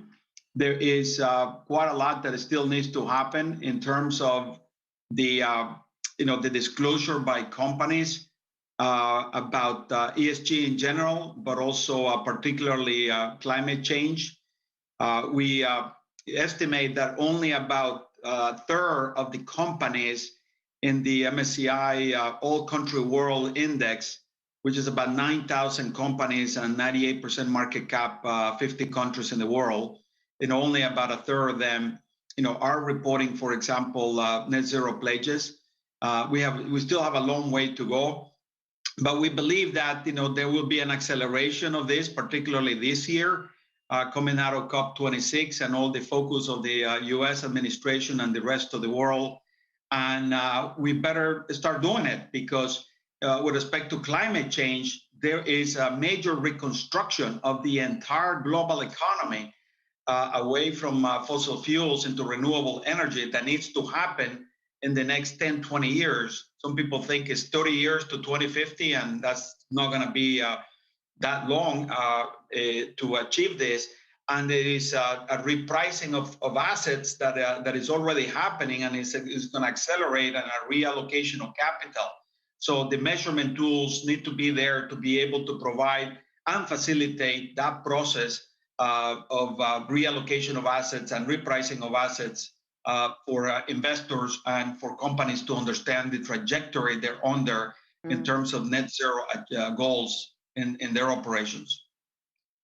Larry, that fundamental reshaping of finance is one that you sort of spearheaded in that annual letter that you wrote, not of this year, but of 2020. But we now sort of feel as though everyone is smelling greenwashing everywhere. Everyone's worried about whether or not really, truly the ETF they're getting into has the right companies within it that are ticking the E, the S, the G that it seems to be providing. How do you hold yourself accountable to that? Well, it doesn't matter whether I agree or disagree, but I think the capital markets are moving faster than most of society. We are seeing more demand for sustainable strategies. More investors worldwide believe climate risk is investment risk. More investors around the world are asking, how do we determine the path towards decarbonization and how each company is performing in that path? And I think from the ExxonMobil vote, we are seeing vast change very rapidly. The issue is not whether somebody thinks how the composition of an ETF or any portfolio is right or wrong. We could go into a long debate on that. But we are not going to get to a net zero world if we're just asking public companies to move forward. Public companies are moving more rapidly than most governments, moving more rapidly than most society. If we really want to get to a net zero world, it has to be all of society working together. We cannot focus on divestiture from public companies. That is not a good outcome, because we want to be transparent and see how companies are moving towards their entire transition and how they are performing in this transition. We need governments working with the private sector. We need investments to complete the decarbonization. You frame the question, and other questions are around maybe electricity and cars and all that. We're going to get there because we have moved the power grid to now being having zero green premium. But that took 30 years to get to wind and solar to be equivalent of coal. Obviously, we have issues related to the persistence of power because of wind and solar, so we need backups. But we don't. I don't hear enough about creating green cement and green agriculture and green hydrogen and steel. We're focusing on one segment of the economy, and we need to be focused on everything. But just getting to your question related to the composition of a portfolio. More and more sustainable strategies still have to be tethered towards a liability, the MSCI index or a S&P or any other liability. And what MSCI and what Blackrock has been creating are composition portfolios that are democratizing what people want. It doesn't mean it's 100% in a decarbonized portfolio, but what it means is we are picking the company in each industry that is moving faster in a decarbonized path. So it may mean we own a hydrocarbon company or a company that's making hydrogen, but our scores are better. Now, some people may call that greenwashing because we may own a hydrocarbon company.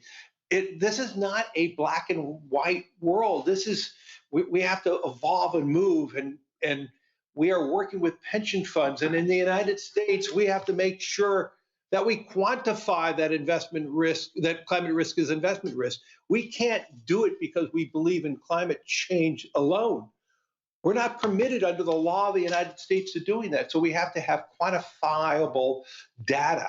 And this is why with what MSCI is doing, what Blackrock is doing with Aladdin Climate, We are developing the analytics and data so we can justify these investments. And through that justification and through more disclosure, because when the SEC asked for more TCFD disclosure, as Europe asked for more TCFD disclosure, we're going to have ability to analyze and design portfolios that democratizing more investment. So I'm absolutely convinced the tectonic shift towards investing in sustainability, it's happening.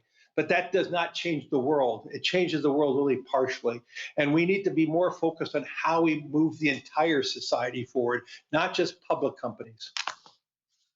Interesting. So you want public help, government help within the public companies and also private companies. But Bill, I mean, you sit here as, well, I think I just checked who your key shareholders are, and Blackrock is, of course, one of them when it comes to Standard Chartered. You've aimed to be the most sustainable bank out there. But how do you hold your measurements to account? You're looking at, Larry was just mentioning how it has to be more steel, more supply chain focus. How do you look at your supply chain as a whole to make sure that your bank is the most sustainable?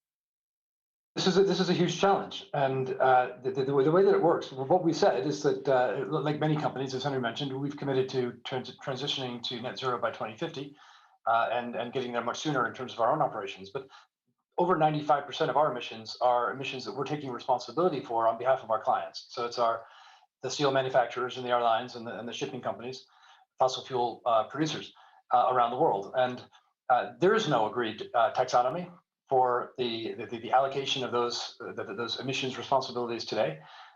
Being able to state clearly what is our baseline, so we're going to go to zero from what, is a matter of quite a bit of work that we're doing right now. We've committed to do that work between now and October or November, something like that. We'll publish our results. It won't be perfect because the data that we have access to from many of our clients, keeping in mind the Standard Chartered Bank is a bank that disproportionately serves developing countries in Asia, Africa, and the Middle East. And the quality of the data in those markets, in many cases, is nowhere near as robust as what we would have in Europe or the US, or for that matter, China or Japan. And so we're going to have to use proxies. We're going to have to use some approximations, but we'll publish it. And then we'll commit to get that down to net zero, largely through working with our clients to affect their own transitions.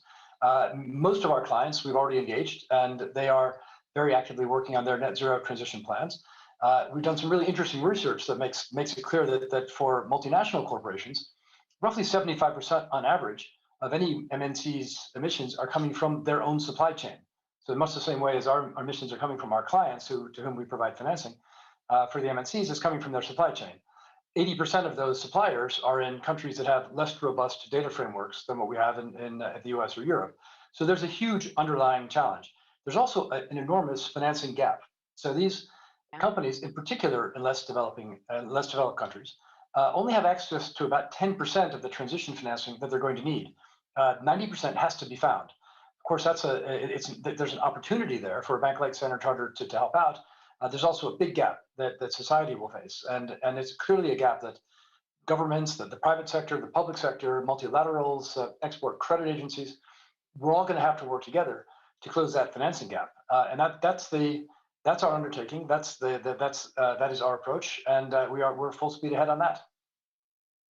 Both you, Bill, and Larry have talked about government's role within this, and Henry, you put out a very forceful viewpoint on the role of capital markets within the net zero revolution. It's interesting. Some are sort of saying that maybe the capital markets role, the investment opportunity within ESG is in some way almost a placebo effect. It's stopping the government change that is necessary. Do you agree with that in any way? No, not at all. I think I concur completely with Larry's view, which is all of society, households, municipalities, educational institutions, private companies, public companies, all of society has to contribute to this net zero world that we need to achieve. Just as an example, publicly traded companies, as represented in the MSCI All Country World Index, the 9,000 companies that I mentioned, represent 22% of the total emissions, carbon emissions currently. That's about 11.2 billion metric tons of CO2 equivalent, and that's compared to the 50 plus billions of metric tons that the world emits. So that tells you that there is another 78% that needs to be addressed. So all of society has to go. And the role of government, I think government have begun to get together and push this, but I think the capital markets are beginning to move faster. One thing that is beginning to dawn on us at MSCI is that this reallocation and repricing of assets is going to be front-loaded. It's going to happen, it's already happening, and it will accelerate in the next few years. A lot of people think that this repricing and reallocation of assets is going to be back-ended towards the end of 10 years or 15 or 20 or 30 years. It's going to happen faster than most people think. So if anybody is running a company today, if anybody is running a portfolio today, they have to move fast, because otherwise this is going to have a significant effect in their portfolios. And if we begin to eliminate or disengage from the companies that are carbonized in the world, the universe of investment opportunity is going to be very limited. And the portfolios are going to be highly concentrated. And that's not going to be good for the capital markets either. So therefore, we all have to work together. There have to be a significant amount of engagement with companies to push them and encourage them and persuade them to decarbonize world, both private and public. I think all of us have to encourage our own governments to go on this trajectory. All of us individually in our own homes, in our own households, need to install solar panels and things like that. There have to be a major effort. This is a Herculean task that has not happened in the history of the world, particularly in a very short period of time. And there is no alternative. There is no planet B that we can go to at this point. Well, you can dispute that with Elon Musk, maybe. But meanwhile, I'm interested, Larry, in the pushing, the persuading. You referenced it earlier, ExxonMobil. That was a dramatic change. A small hedge fund, Engine One, able to change up the board of Exxon, but not without your support. I'm interested in why perhaps you didn't lead the charge, why it took an Engine One to do that. We're a fiduciary. Asset managers are at the nexus between the asset owners. It's not our money, and the companies we manage. We've had great dialogue, continuous dialogue with companies such as Exxon. In the past, we voted against different propositions within Exxon. We're thrilled about how this is moving forward. This is the tectonic shift that's happening. It doesn't have to be large companies. It's a movement. It's not one company. It's not Blackrock. It's a movement. And so I don't look at this as anything unusual or disproportionate. I love the system that everybody has a vote. And it doesn't matter if you're large or small. If you have a persuasive argument as an activist, and this is what this company did, and they provided a great slate of potential board members. And so our corporate stewardship team had the ability to make a judgment whether the current board or the composition of the board would be improved with this slate of board members. And the results are the results. But let's be clear, you're focusing on one company. There are thousands of companies that we are engaged with every year. There are thousands of votes every year. I think this year there was 250 climate-related proxy votes out of thousands, 10,000-ish public companies. The focus should not be on one or two companies. Now, obviously, that was a highlighted company. But our approach, having the largest corporate stewardship team in the world, is to be engaged with companies. We don't want to go to a corporate vote. We want to have companies moving forward through engagement, that we can agree with management and a board. And I would tell you, we made substantial changes with so many companies that we voted with, not against. And it's because they have been moving forward. They have taken an active participation in focusing on how they're moving forward in a decarbonization process or a net zero company. So whether it is on sustainability or governance or social issues, we are engaged. And I'm very proud of the position that we have taken whether it is our engagement with MSCI as a company or our engagement with Standard Chartered as a company, our team is engaged all the time. We have meetings with companies continuously. It's not about having a binary decision of yes or no during a proxy. And unfortunately, media focuses on that binary moment of 250 proxies where there is this binary decision on sustainability. If we want to get to a net zero, it's about the other, 9,750 companies. It's about engaging with them throughout and moving them. And that's the course how we're going to change things, not one vote. I know it's nice and big, and we can talk about it on the media, but it's the things that are not being watched or seen. It is the engagement that we're doing persistently throughout the year. And that's our commitment to our asset owners, that we are going to be engaged with their money on trying to moving companies forward. What about engaging with governments, Larry? What about when you're looking at China in particular, and there's this automatic friction that we think of when we think of China when it comes to the S and the G, the human rights element, but you sort of really clearly feel that it's better to have a seat at the table than not at all. How are you guiding when you're looking at making more inroads into China with Blackrock? We're very engaged in China. We're the only international firm that have both licenses. We have written corporate stewardship positions on human rights. We are focusing on judging companies. We don't judge governments. We try to be non-political in the United States and in every other country, but we believe in engagement. We believe in connectivity. We believe as more countries, as more of economic activity is part of the global capital markets, in our opinion, and I'm sure in Bloomberg's opinion, because you participate this as a company, the more we have more involvement in global capital markets, the better we have engagement and better outcomes occur. So we're a big believer in engagement. We want more and more companies and countries to be engaged in the global capital markets. The capital markets are the ultimate judge, and so we believe we're playing a very big role. Our role in China is not about the political side. China has a very big need in retirement. No different in America. They have a great need in retirement. And we believe we'll have a role in helping Chinese build sufficient savings in retirement so they could live in dignity during retirement. And so our ability to try to build societies, it's consistent. When I talk about stakeholder capitalism, I talk about being a part of each society where you operate.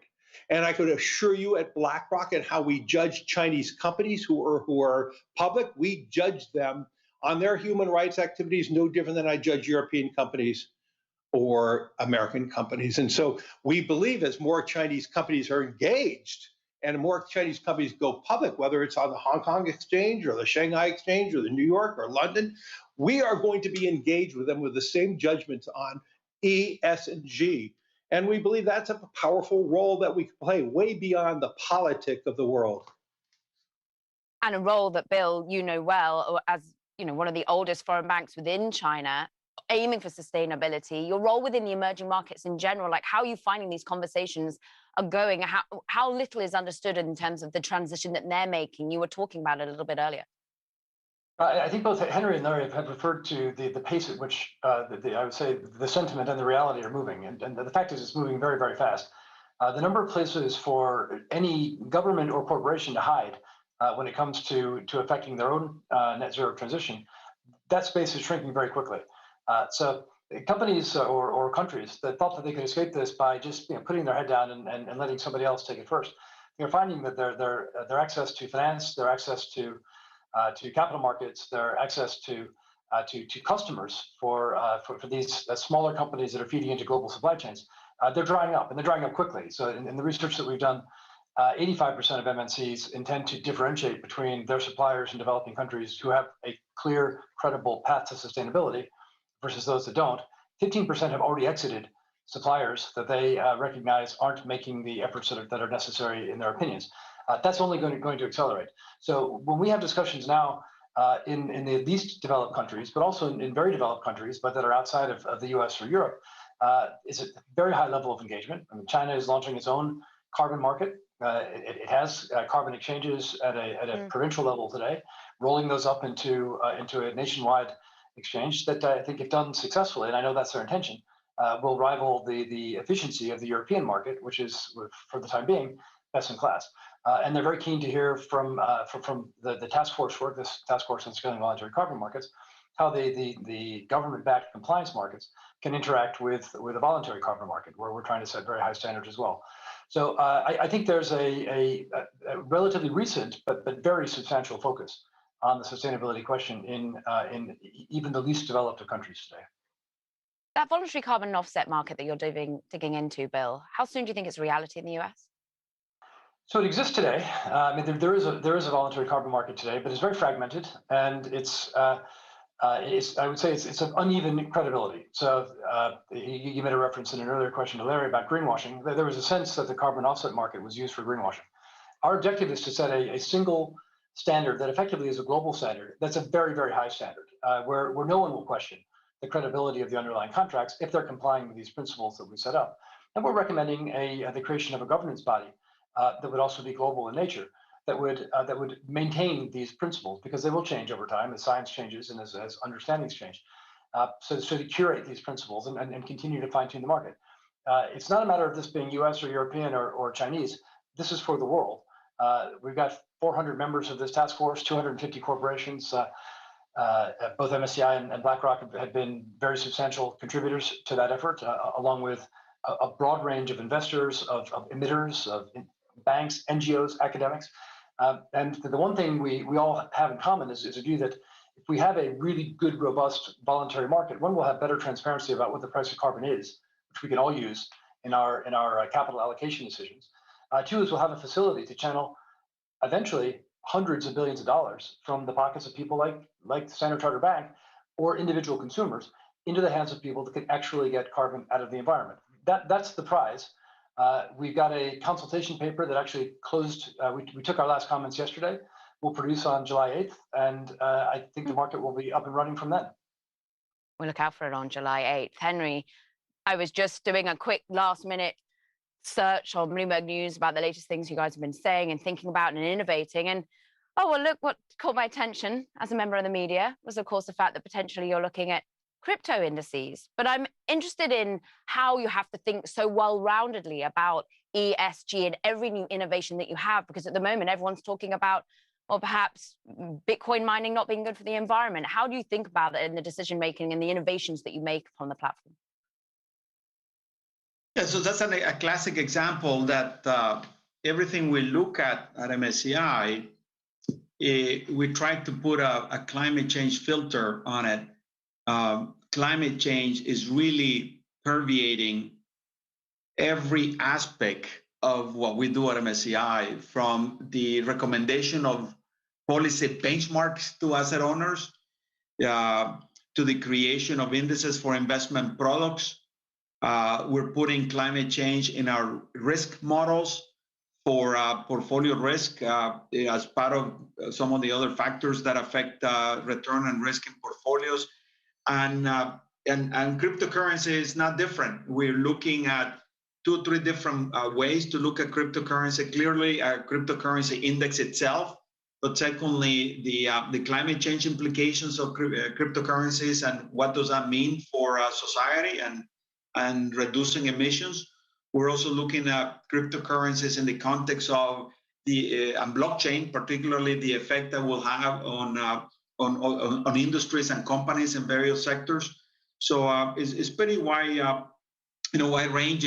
One thing that I will add, going back to the question of emerging markets and China, in many of the emerging markets, we have had a number of sessions, especially in China, with the Securities Commission and with many corporate companies or corporate sector organizations and associations, describing kind of step by step all the elements associated with the E and the S and the G, and why many companies in their countries need to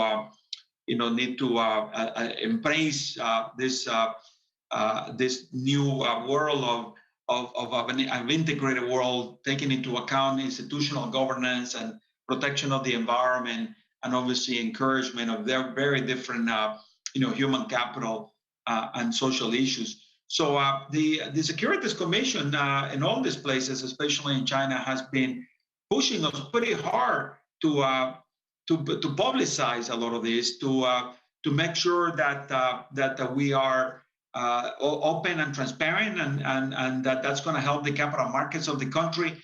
So I will concur wholeheartedly with Bill in what he's saying about the movement there, and what Larry was saying about China and their role in climate change and in ESG. It's happening. Now it's happening, from behind, but it is happening. Larry, is it something you're thinking about when you're looking at companies putting their balance sheet to work in Bitcoin about the ESG impact? I don't see any companies putting their capital into Bitcoin, so I don't know I don't know the form of the question. I don't know of any companies that are putting their balance sheet in cryptocurrency.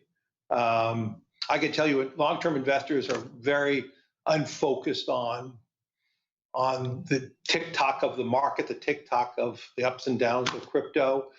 I think it's fascinating to watch crypto because it's inspiring a lot of young investors. I think that's fantastic.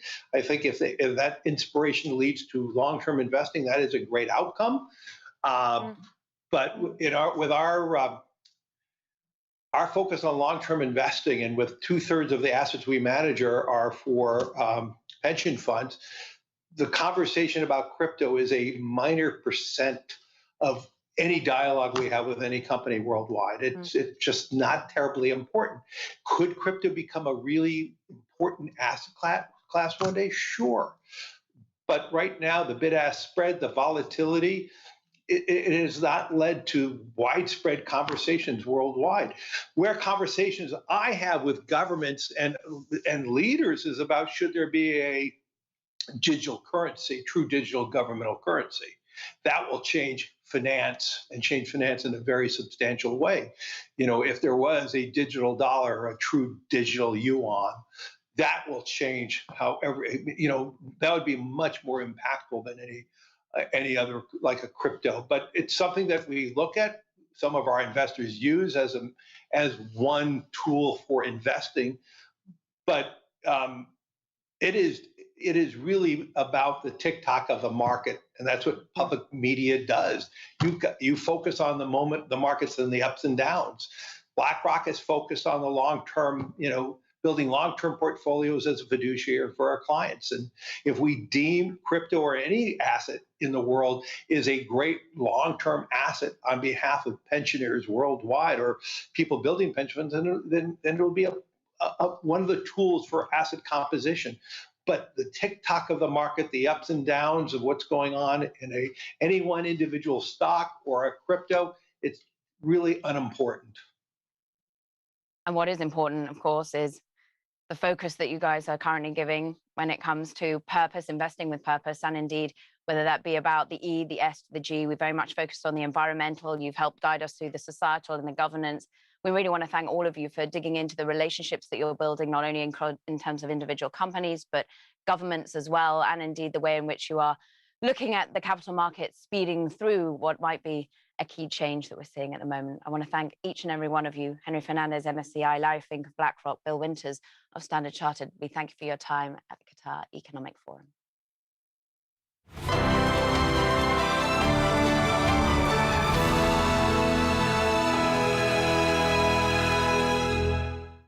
Hi, everyone. I'm Francine from Bloomberg TV, and I'm delighted to welcome Jess Staley, Chief Executive of Barclays. And in this conversation, of course, Jess will talk about the markets, the recovery, and of course, how potentially the world of finance is now fueling innovation, sustainable, and an entrepreneur-led global recovery. So thank you so much for joining us today. Jess, the economy has been suspended for the best part of the last 14 months. What does that mean for the recovery we'll see? I think it's quite extraordinary how the combination of the government, regulators, private sector businesses have really rallied to face this pandemic. And all the spend data that we see, all of the financial stability from consumers in the UK and US and around the world to small businesses to corporate is really quite something, given the size and scale of this pandemic. So, I've said a while before, I think this will be the biggest GDP growth year in the UK since 1948. We're seeing signs of that now. And so I'm actually quite encouraged as we go to the second half of this year that economic growth is going to be robust, and we're going to come out of this pandemic. And I think the success, particularly here in the UK, around the vaccination rate has just been a real testament to the government putting its shoulders behind addressing this pandemic. Jess, do you worry that because of the variants, we could be in and out of lockdown for months to come? So Barclays is sort of a unique place because, with a lockdown, we sort of think that everyone's working from home. We've had close to 20,000 people in between the UK and India and elsewhere working. All of our branches are open. All of our call centers have been fully staffed. Our trading desks have about 60 to 70% occupancy.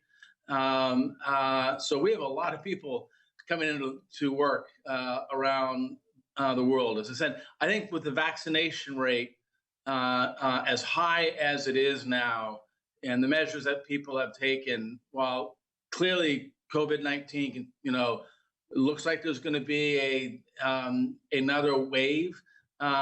But hopefully that doesn't translate into hospitalizations or more serious illness. And so I think COVID's around for a while, it looks like. But I also think our ability medically to deal with it is growing at pace. Jess, a number of banks have warned of a bigger trading revenue drop than expected because of the lack of volatility, of course, that we saw in 2020 because of the pandemic. What does that mean for Barclays? We had a record first quarter. The strategy of balancing a wholesale bank or an investment bank with a consumer business anchored primarily in the UK and the US, I think paid off last year. I think it paid off quite strongly in the first quarter. There's been a softening of market volatility, but publicly available information in terms of our business, whether it's advisory or equity capital markets, has been quite robust recently. So we continue to be encouraged about the balance, the balance of our business model. And as we come out of this recovery, and companies are doing better and small businesses are doing better, I think the concern around impairment will come down quite a bit. We have a very large impairment reserve. We were very conservative last year in terms of taking impairment charges. And given what we see right now with the economy, that gives us a lot of cushion. What do you think the biggest, legacy of the pandemic is on the banks? Is it that there's some sort of redemption after the 2008 crisis because now banks could be a force for good? Or is it the fact that more people will be working from home because actually it's shown that big banks can be flexible with their staff? So I do think it's extraordinary how the banking industry has performed during this pandemic, and that we could enable 50,000 people to work from their kitchen tables is a real testament to our teams in technology and operations. But to your point, I think 12 years ago the banks were seen as a catalyst to an enormous economic crisis, which millions and millions suffered from. And so hopefully it is for the banking industry, or for us, it's encouraging. I do think, as you sort of suggest, that we will be an agent to enable the recovery this time around. The level of engagement with the Bank of England, with the PRA, with the FCA, with Her Majesty's Treasury, with the Fed, is just, it's at a whole nother level from where it was in the last crisis. And given that we have the financial resiliency that we have, we closed the end of last year at the highest capital level in the history of Barclays. That allows us to stand by our consumers and our clients in a way that, hopefully we are deemed as someone who's helping the economy and business and consumers get through the pandemic. Have you had any conversations with the Bank of England about possible resumption of dividends or, share buybacks? So we announced earlier this year a return to paying a dividend. We executed a £700 million stock buyback program. So we've already started that. And clearly, we recognize that, one of our obligations is to return excess capital to our shareholders, and we fully intend to do that. Just going back to working from home, how do you see that developing? Are what does it mean for your real estate? Do you see bankers actually hot desking? Like, how much of a difference has it made to how you view your staff and where you want them to be? So today I'm sitting in the office and we have an executive committee meeting right after my call with you. And pretty much everyone's going to be in and sitting around a table, which I think is a very important dynamic. So one of the things that's interesting, we went back and looked at what were our employees actually doing pre-pandemic. And I think businesses were already moving down the pathway to having flexible work hours. It's very important that we let a single parent leave on a Tuesday afternoon at 2 o'clock to take a son or daughter to a doctor or to a sporting event. That flexible working, I think, was already building up prior to the pandemic, and obviously the pandemic has accelerated a lot. So I think people will be flexible. I would be surprised if most people are in more than 4 days a week. But one of the challenges of the technology era is you can look at your iPhone at 10:30 at night and start texting away. So I think technology has actually increased the working hours, although maybe less so in the office. Again, how does it change? So first of all, is it harder, is your biggest challenge now to either retain talent or actually hire talent? How, hot is the market for traders right now? And do they want that flexibility, or is it about pay? No, we're back into one of those phases of the war for talent. So we've done a lot of recruiting. I think quite well for Barclays. I think the financial position of the bank, what we're doing in terms of gaining market share now, 4 years in a row. I think morale is very high. We had 3 priorities going into this crisis. One, preserve profitability. So we've been profitable every quarter since the pandemic hit. And as I said, have done lots to build up our capital base. Secondly, was doing the right thing for consumers. So we waived last year over 100 million pounds of overdraft interest for vulnerable customers and small businesses. We created a £100 million charity that we distributed last year to try to help people deal with COVID-19. And then thirdly was to protect our employees. And we essentially secured the employment for 85,000 people around the world.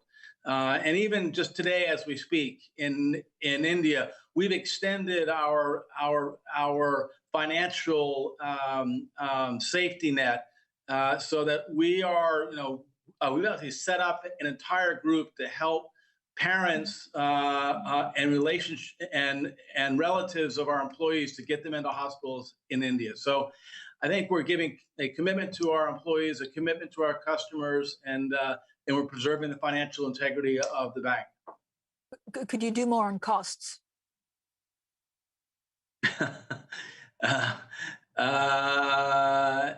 You know, we want to invest. One of the things, Francine, that we want to pivot, and we're trying to do this actually. You know, 2020 was the first year where we had no restructuring costs. And we're not going to have any restructuring costs this year. What we want to do is to go back into the normal, you know, run a going concern business, which is to watch your profitability, but, you know, use the investable assets that you've got in order to grow the business. And so we are keenly focused on growing our revenue as a driver to improvements in profitability. Would you ever just consider actually selling some of your real estate, like office buildings, because of the way we work post-pandemic? I think there will be, you know, a rationalization of our real estate footprint. But I would say it's more normal course. So no, we don't have plans to close full offices and tell people to work from home. No. We want people to come into the office. What's your take on the City of London 6 months after Brexit? I think the City of London has done a remarkable job. I think all of the, you know, I think the banks have, again, been very constructive. I think it has increased the dialogue with government in a very positive way.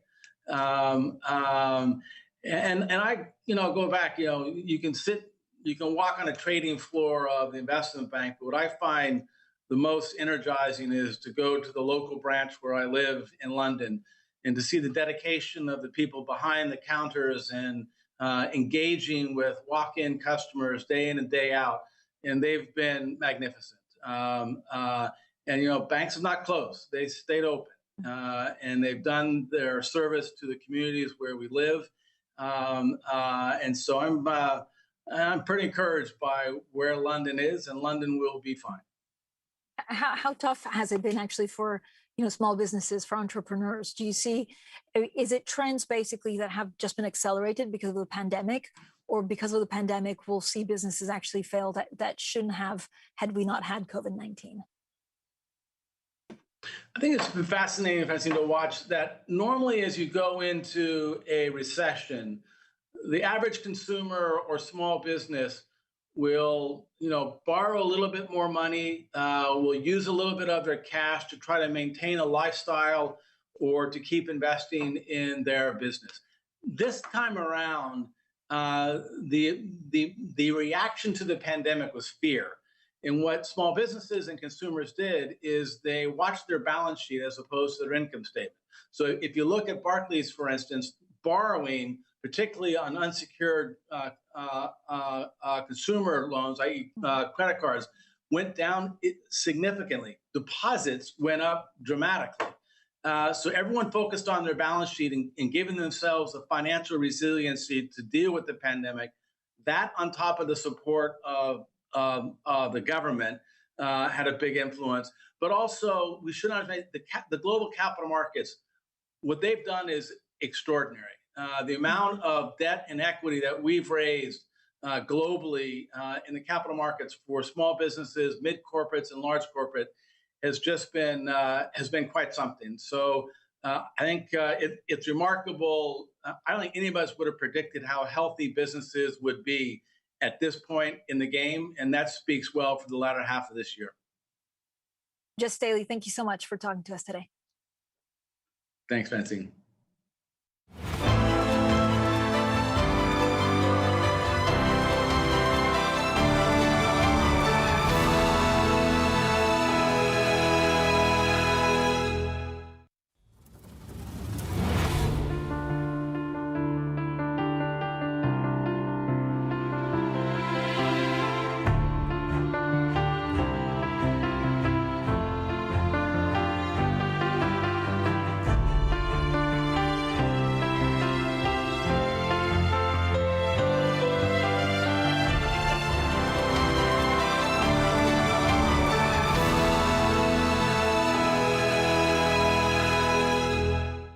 Shruti Vadera, good to speak to you. Thank you very much for coming to talk to us.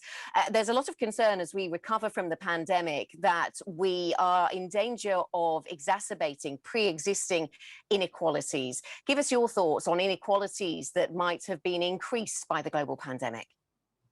COVID has cracked wide open and deepened the fissures and the inequities that already existed before the pandemic. 250 million jobs lost last year. Global labor income declined by 8%. 120 million people fell back into poverty. And it disproportionately impacted the poor, Black and ethnic minority communities, women, young and unskilled workers. Advanced economies provided direct and indirect fiscal support equivalent to 28% of their GDP. Emerging and developing economies only spent 7% and 2% respectively. Loss in GDP per capita, known as scarring, over a 4-year period in emerging markets is expected to be over twice that in advanced economies. Of course, many of these inequities and trends within countries existed pre-pandemic. It was fueled by technology transformation, which labor markets had not yet adjusted to.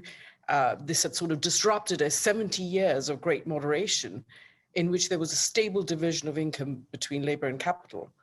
But we had increasing concentration and growth and capital accumulation in certain sectors, companies, individuals, and where ordinary people turning up to work to exchange their labor, their skills, their time for wages was no longer allowing them to participate fairly in wealth creation and the great advances of society. And COVID has put these trends on steroid. For decades, we believed in globalization's gains, but ignored its pains, which were very local, direct, very acute. And we thought we could go back to how things were after the great financial crisis, even though in many countries it led to a decade of wage stagnation. And then we were surprised by the backlash which followed, including the rise of nationalism and populism.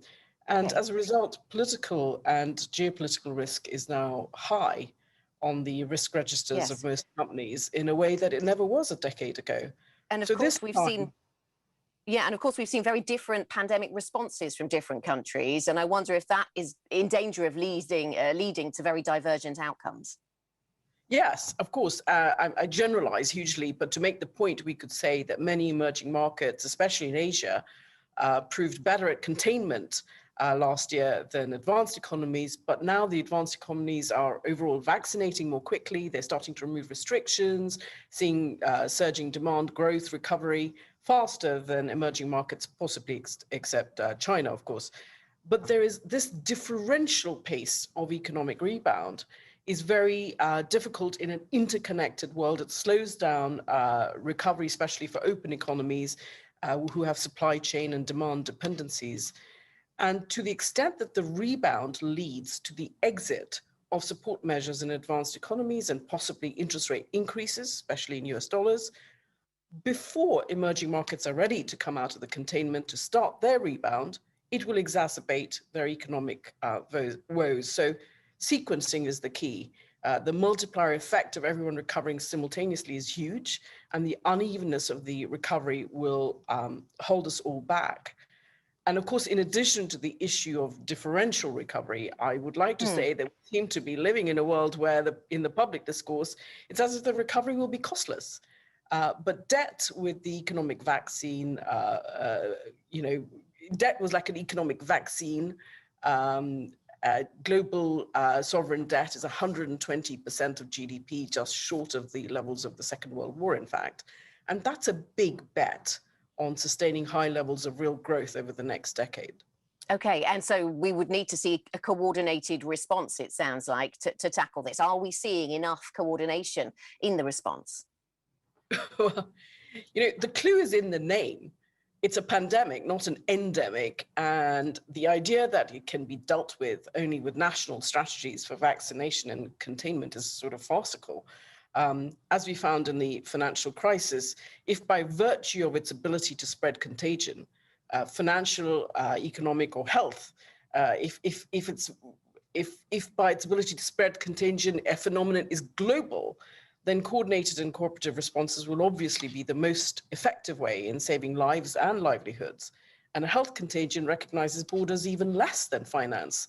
The G7 pledge last week is welcome, but it's not adequate for the scale and the urgency of the real threat that variants will continue to be created, including those that might evade vaccines, and can infect each of us until most of us across the world has been vaccinated. This isn't altruism, it's just self-protection. The G7 have purchased over a third of the world's vaccine supply, but make up only 13% of the population. There's a very straightforward plan written by the IMF and the World Bank, supported by the WHO and the WTO. These are our institutions of international cooperation. This plan has a cost benefit of 1 to 180. That is arguably the best investment you can ever make. Shriti, thank you very much. Thanks for your time. Shriti Vadera from Prudential.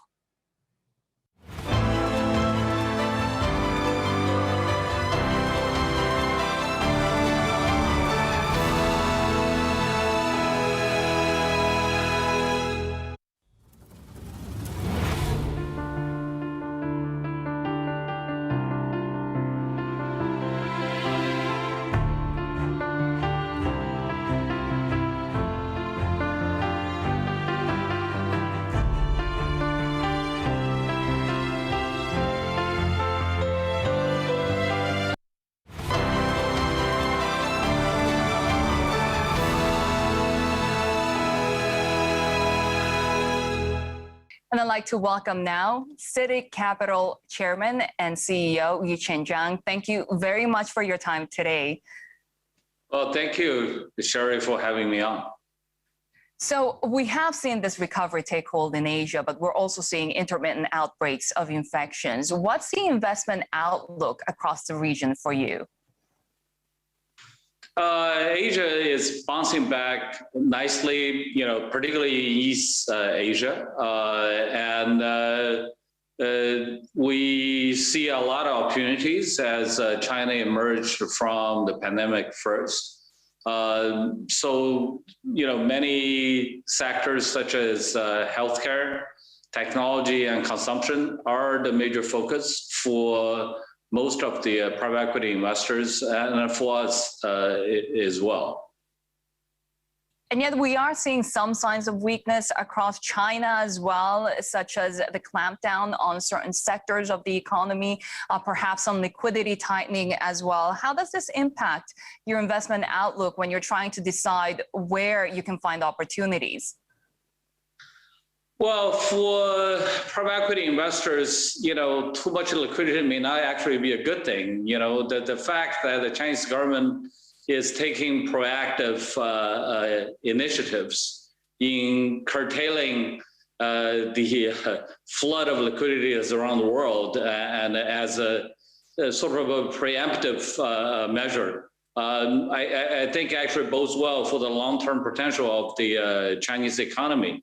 As for the crackdown on some of the anti-competitive practices, which were fairly rampant, it's time to curtailing some of the the anti-competitive monopolistic type of behavior, and I think all of that.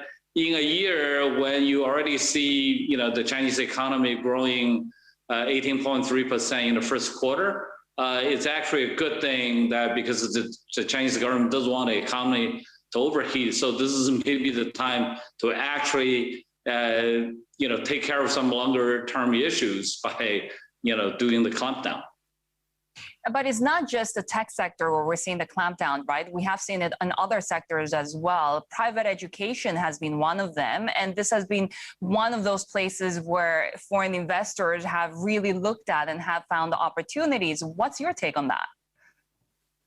Well, the private, Chinese love education and they devote so much of the family resources to education. Education is a way of social mobility and is a system that the Chinese people believe in for 2,000 years, and so this is almost sort of like a religion. So when you have a college entrance examination system that's predicated on one exam once a year, and so people naturally will try to go to cram schools and try to get ahead of the others and having some sort of a head start. But unfortunately, this is an arms race, and everybody is doing that.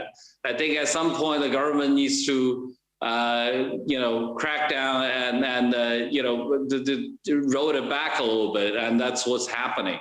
Because when you have some of the leading online education companies actually becoming the top advertisers on CCTV, it's the equivalent of being the top advertiser doing Super Bowl in the US. You have an issue. That means this is probably too much of that is going on.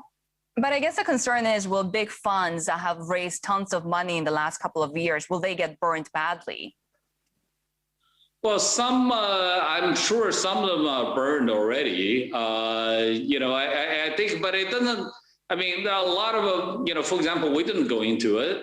Some of it, I think, it may be just common sense. Too much of a good thing may not be good. So, when these online education companies spending money like crazy, and believing there's always money behind them, I don't think it's sustainable. So tell us about your investment focus, because you've been sharpening your focus on certain sectors in order to differentiate yourself. Give us an update of that strategy. Well, I've always focused on consumption. As you know, we control McDonald's China, which is doing extremely well. We have also focused on healthcare, which is a major growth area in China. There's a lot of demand as people getting wealthier and want to live longer. And then last but not least, in the technology sector, as the tension between US and China build up and looking and likely to recede anytime soon, there is clearly a technological decoupling which benefits the tech sector in China. So that's, by and large, that's what we're focusing on. Do you believe that this technological decoupling will not result in the isolation of some of these Chinese firms? In fact, that, as you're saying, will actually lead to more growth? Well, I mean, China is a huge market. It's probably in a couple of years' time, it will be the largest market in the world, and so there's plenty of room to grow for tech companies. So at the same time, China is not shutting itself off.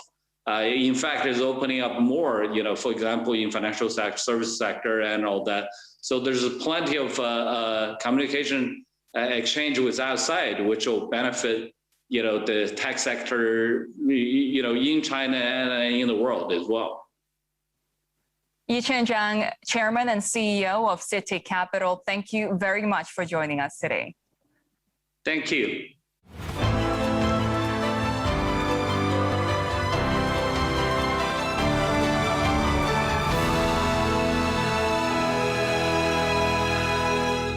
He's a champion of socio-economic transformation and financial inclusion. He's envisioned a recovery plan for Africa and is putting it into action. I caught up with James Mwangi to discover how he's going to do it.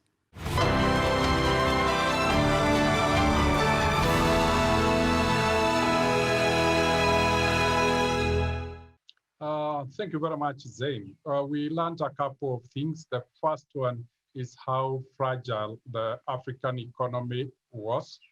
The second one is how dependent it was on global supply chains. And the third one is the vulnerability of people. And the vulnerability of people became very, very pronounced when you looked at the increased poverty levels, the disruptions of livelihoods, and disruption of business. And we also lastly realized that the African continent or the African economy was over-dependent on the global economy and had no much headroom, particularly on fiscal and monetary policy. As a result, when crisis hit, the governments didn't have enough room for maneuver and could not carry out expansionist policies that would have acted as stimulus to recover the economy. So it has been a long journey. However, one thing also came out that the economies, despite how fragile they were resilient and could easily be built back better. So we saw the entire African economy going down by 2.4% of its GDP, but projected to grow at 5% this year. James, how have you combined the force of Equity Bank and Equity Group Foundation to help with, on the business side, on the development side, to help Africans during the pandemic? How has that actually worked? Equity from the very beginning is a purpose-driven organization with the two engines, an economic engine that sustains it and scales it, and a social engine that focuses on and centers on people. So the purpose of the bank is to transform lives, give dignity, and expand opportunities for the African people. And the two engines reinforce each other and play into each other. The social engine ensures nobody is left behind and that equity remains centered on people. It's a people-centered business, and that nobody is left behind. The economic engine sustains, scales the business, and bring sustainability into the business and provides for the cost of the entire business.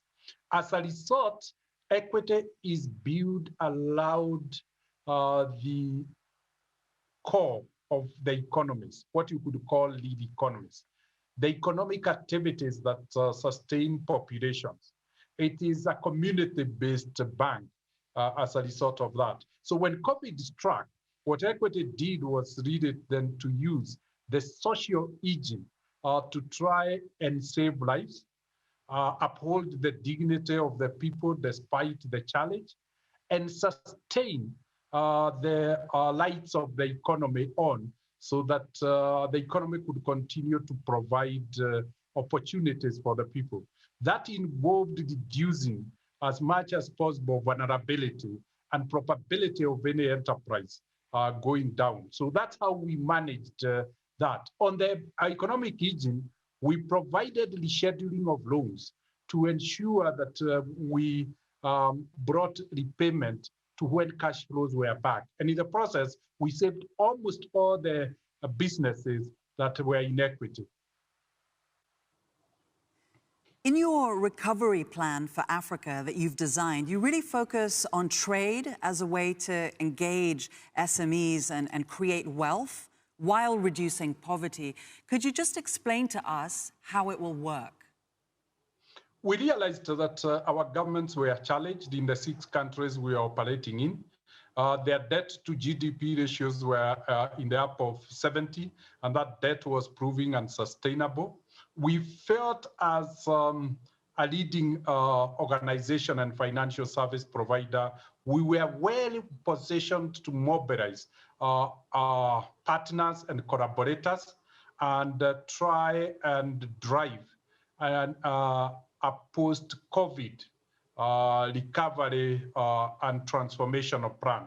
That involved us signing to the framework of the East African Community, integration and cross-border trade, signing with the African Union for the African Continental Free Trade Area, and then signing with the governments on priorities for each of the countries and incentive schemes, and then with the United Nations so that we could use the Sustainable Development Goal framework, and then teaming with the international development banks. So Equity has rolled out $5 billion to be given to 5 million enterprises each to create 10 jobs and hence create 50 million jobs in the next 1 year.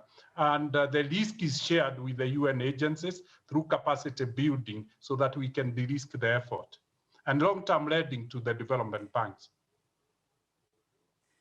And how does that recovery plan focus on a sustainable green recovery? What does that look like to you? It is purely centered on building back better. We're not rebuilding the East and Central African economy the way it was. And we felt that in building back better, the central focus will be on clean energy. So what we really done is to guarantee the use of sustainable clean energy and remove of the second aspect is afforestation to guarantee recovery from a climate perspective. So that is where the focus has been, to ensure the recovery is green. James Mwangi from Nairobi. Asante sana.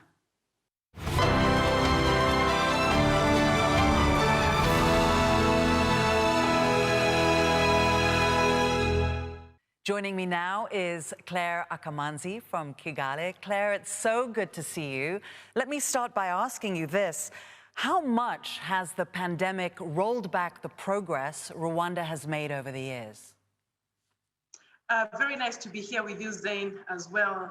So the pandemic has had negative effects on our economy, just like many economies of the world.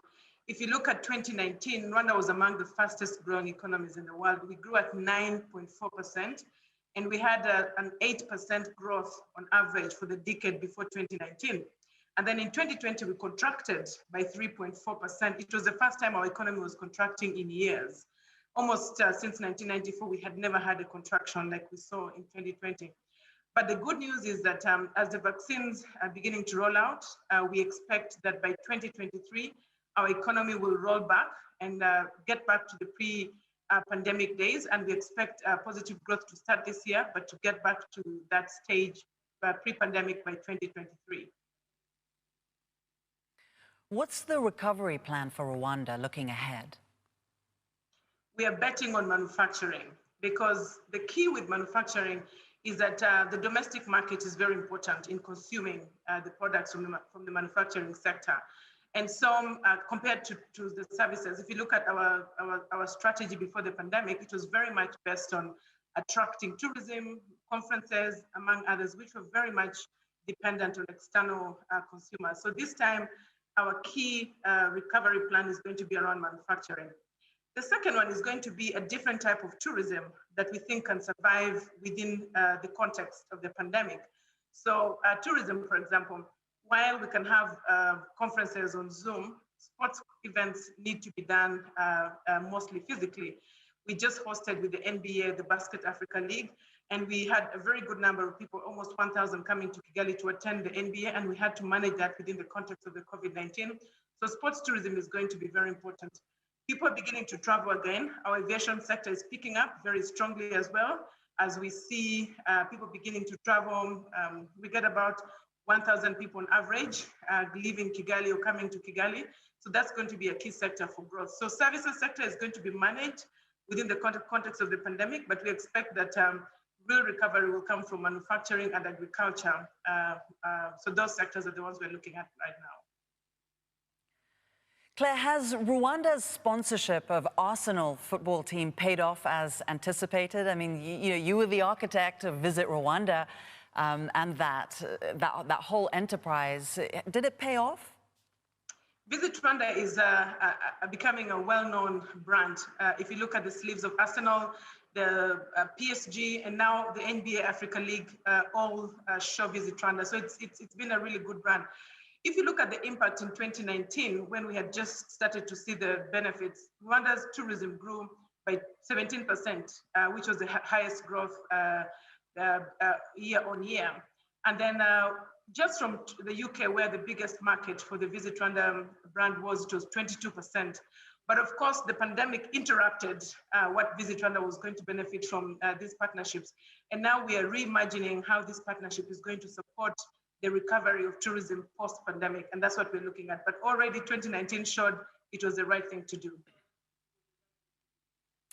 I didn't hear you mention aviation, and I know that that is also really important for Rwanda. You have an important relationship with Qatar to build Rwanda as an aviation hub. Can you talk to us a little bit about that partnership and where you're at with it? And also how you see Rwanda as having a competitive advantage over places like Joburg, for example, Addis, and of course, Nairobi? Well, first of all, Rwanda and Qatar enjoy an excellent bilateral relationship, which is really important. And building on the excellent relationships we have with the state of Qatar, we've also have economic ties that we're putting in place. And I think the key one is aviation. We have a partnership to jointly build a new airport called Bugesera Airport. We have a partnership to co-own Rwandair. And this is really important because this partnership is going to allow Rwandair and aviation industry to go to a whole new level. Qatar Airways comes with a lot of strength, financially experience, expertise. Rwandair has a lot of knowledge and experience working within the African continent. And this relationship of the two parties is very key. And I think it's going to really take the aviation sector to another level. Now, what makes us competitive? First of all, even though we have other hubs on the continent that are doing aviation, the need for this market is very huge. If you look at the share of Africa, whether it's trade or investments or tourism, it's just a very small percentage globally. It's always around 2 to 3% in almost every segment. The need is big, it needs more players. So one player, 2, 3 cannot be enough. And that's why Rwanda are coming with Qatar Airways to strengthen and position ourselves, is just making sure that there's more opportunities for a very big need the continent has. But for Rwanda specifically, what makes us competitive? The first thing is our location in the middle of Africa, connecting West, Central, and East Africa. Our location makes us competitive. But secondly, our policies. We are among the few countries in Africa where anyone in the world can travel to Rwanda without having to get a visa before they arrive. Any citizen, whether you come from Jamaica, or you come from Africa, or you come from Europe or South America, you can get a visa on arrival. And that makes it very easy for us to connect people because the policies allow for that to happen. And of course, the infrastructure we're building, whether it's the airport and the airlines. And so I think we've built a very competitive ecosystem, and we continue to invest in a very competitive ecosystem that just makes us have a good bet, but also a real chance in competing for this sector. And you're also wanting to play in another space. You're setting up Kigali International Finance Center. What makes you think that you can compete as a financial center, for example, with Johannesburg? It's easy to do business in Rwanda to start with. Today, Rwanda is the easiest place to do business in Africa, only after Mauritius, and we're 38th easiest place to do business in the world. That's the first thing. Secondly, as I said, the need is so big. If you look at the investment opportunities the African continent has, a lot of opportunities still exist. And Rwanda has put in place the policies, the laws, the regulations that make it really work for us. Clara Kamanzi, thank you so much. Claire, I need to make it soon to Kigali and then hopefully one day name a baby gorilla. I'm overdue. Zain, you can count on that. Very welcome. And I hope many people that are watching this can also come to Rwanda soon.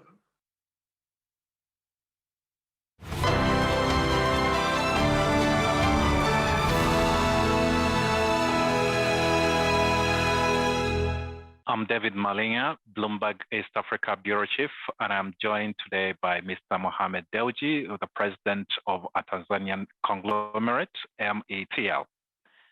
Mr. Dewji, thank you for joining us today. What would you tell investors seeking opportunities in Africa despite the toll of the pandemic in the region? And what sectors would you be advising them to bet on? Yeah, so first and foremost, the COVID issue has been very difficult all over the world. But fortunately, in Africa, our population, average population, is less than 20 years old. So we have a young population, a growing population, and obviously their immunities are high. We don't have proper statistics because, we didn't have PCR tests. There's not a lot of testing that is happening. But in general, I feel that COVID, besides South Africa, has really not hurt many economies in Africa. That's number one. But number two, your question regarding that, what are the opportunities? When I look at, the West, Europe, the United States, they have the capital, they have the money. What Africa needs is capital. And there's numerous opportunities in Africa. You talk about infrastructure, there's opportunity. You talk about agriculture, there's a concept of Africa being, the breadbasket of the world. You talk about agri in all sense, whether it is food related, non-food related. So in general, I feel that we need capital, opportunity is there, growing population, GDP growths are fantastic. Finally, we're getting good corporate governance. If we can cut the red tape, I think that this is, a perfect match. Yeah, and specifically talking about Tanzania, your country, the economy has been one of the fastest growing on the continent. What kind of investments, particularly, do you see playing out well in Tanzania, and which can promote a sustainable growth for not just for both the country and then the investors who are coming in?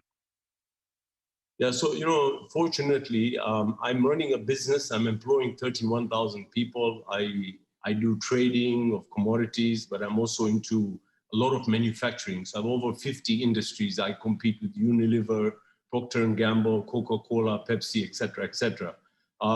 There's big opportunities. We have so much raw material and resources.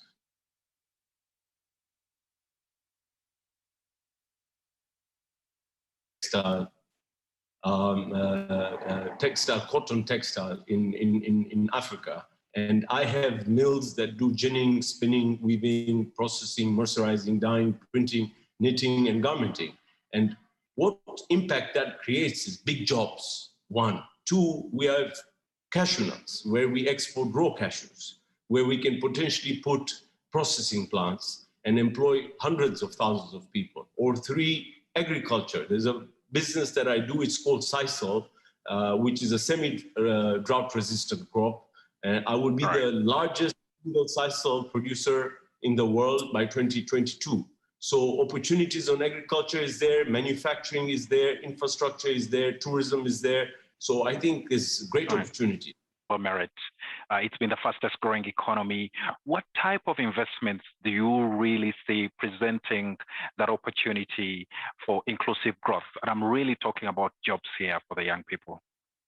Yeah, so I want to give my own example, that over time, we've been a trading house. We've invested heavily in manufacturing, fast-moving consumable goods. So I compete with the Unilevers, the Procter & Gambles, the Coca-Cola, and the Pepsi. So manufacturing space, big opportunities and big value addition. And when you talk about value addition, you don't want to export just gin cotton. You want to export finished goods. So I have invested heavily in textile mills where I do ginning, I do spinning, I do weaving, processing, mercerizing, dyeing, printing.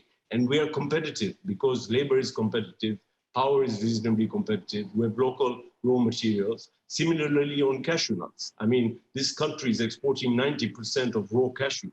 So if we can increase and process cashew into cashew kernels and export straight to the United States, big opportunity. Yeah, thank you, Mr. Dewji. And over the past, 5-6 years, we have seen a lot of government investment in Tanzania in terms of infrastructure, probably not as much in terms of private business, which leads to my question. What do you see as the future of investment in Tanzania in the next 2 to 3 years? I think, the projects are big. We have few projects. We invested in airlines, for connectivity, for tourism. We want to increase the number of tourists that come to Tanzania because of Serengeti, Ngorongoro, etc. But our new president, she's fantastic. I mean, we're going to continue building the rail between East and West. We all know the rail is the cheapest mode of transport.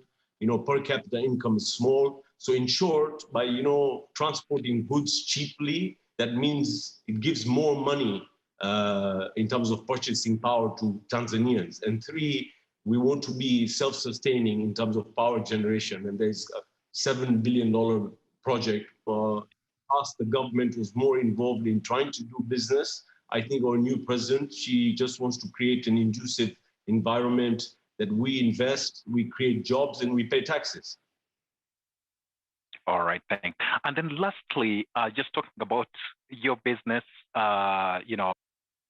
So interestingly, you know what, COVID deniers, number one. And number two, there was no lockdown whatsoever. So, my business has grown year on year, almost 15 to 20% in revenues, job creation. We've jumped about 4,000 or 5,000 people.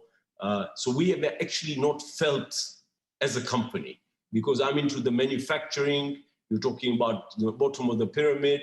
As a country, yes, tourism has been affected, but in general, I think Tanzania has been very least affected by the pandemic. Thank you, Mr. Dewji. Thank you very much.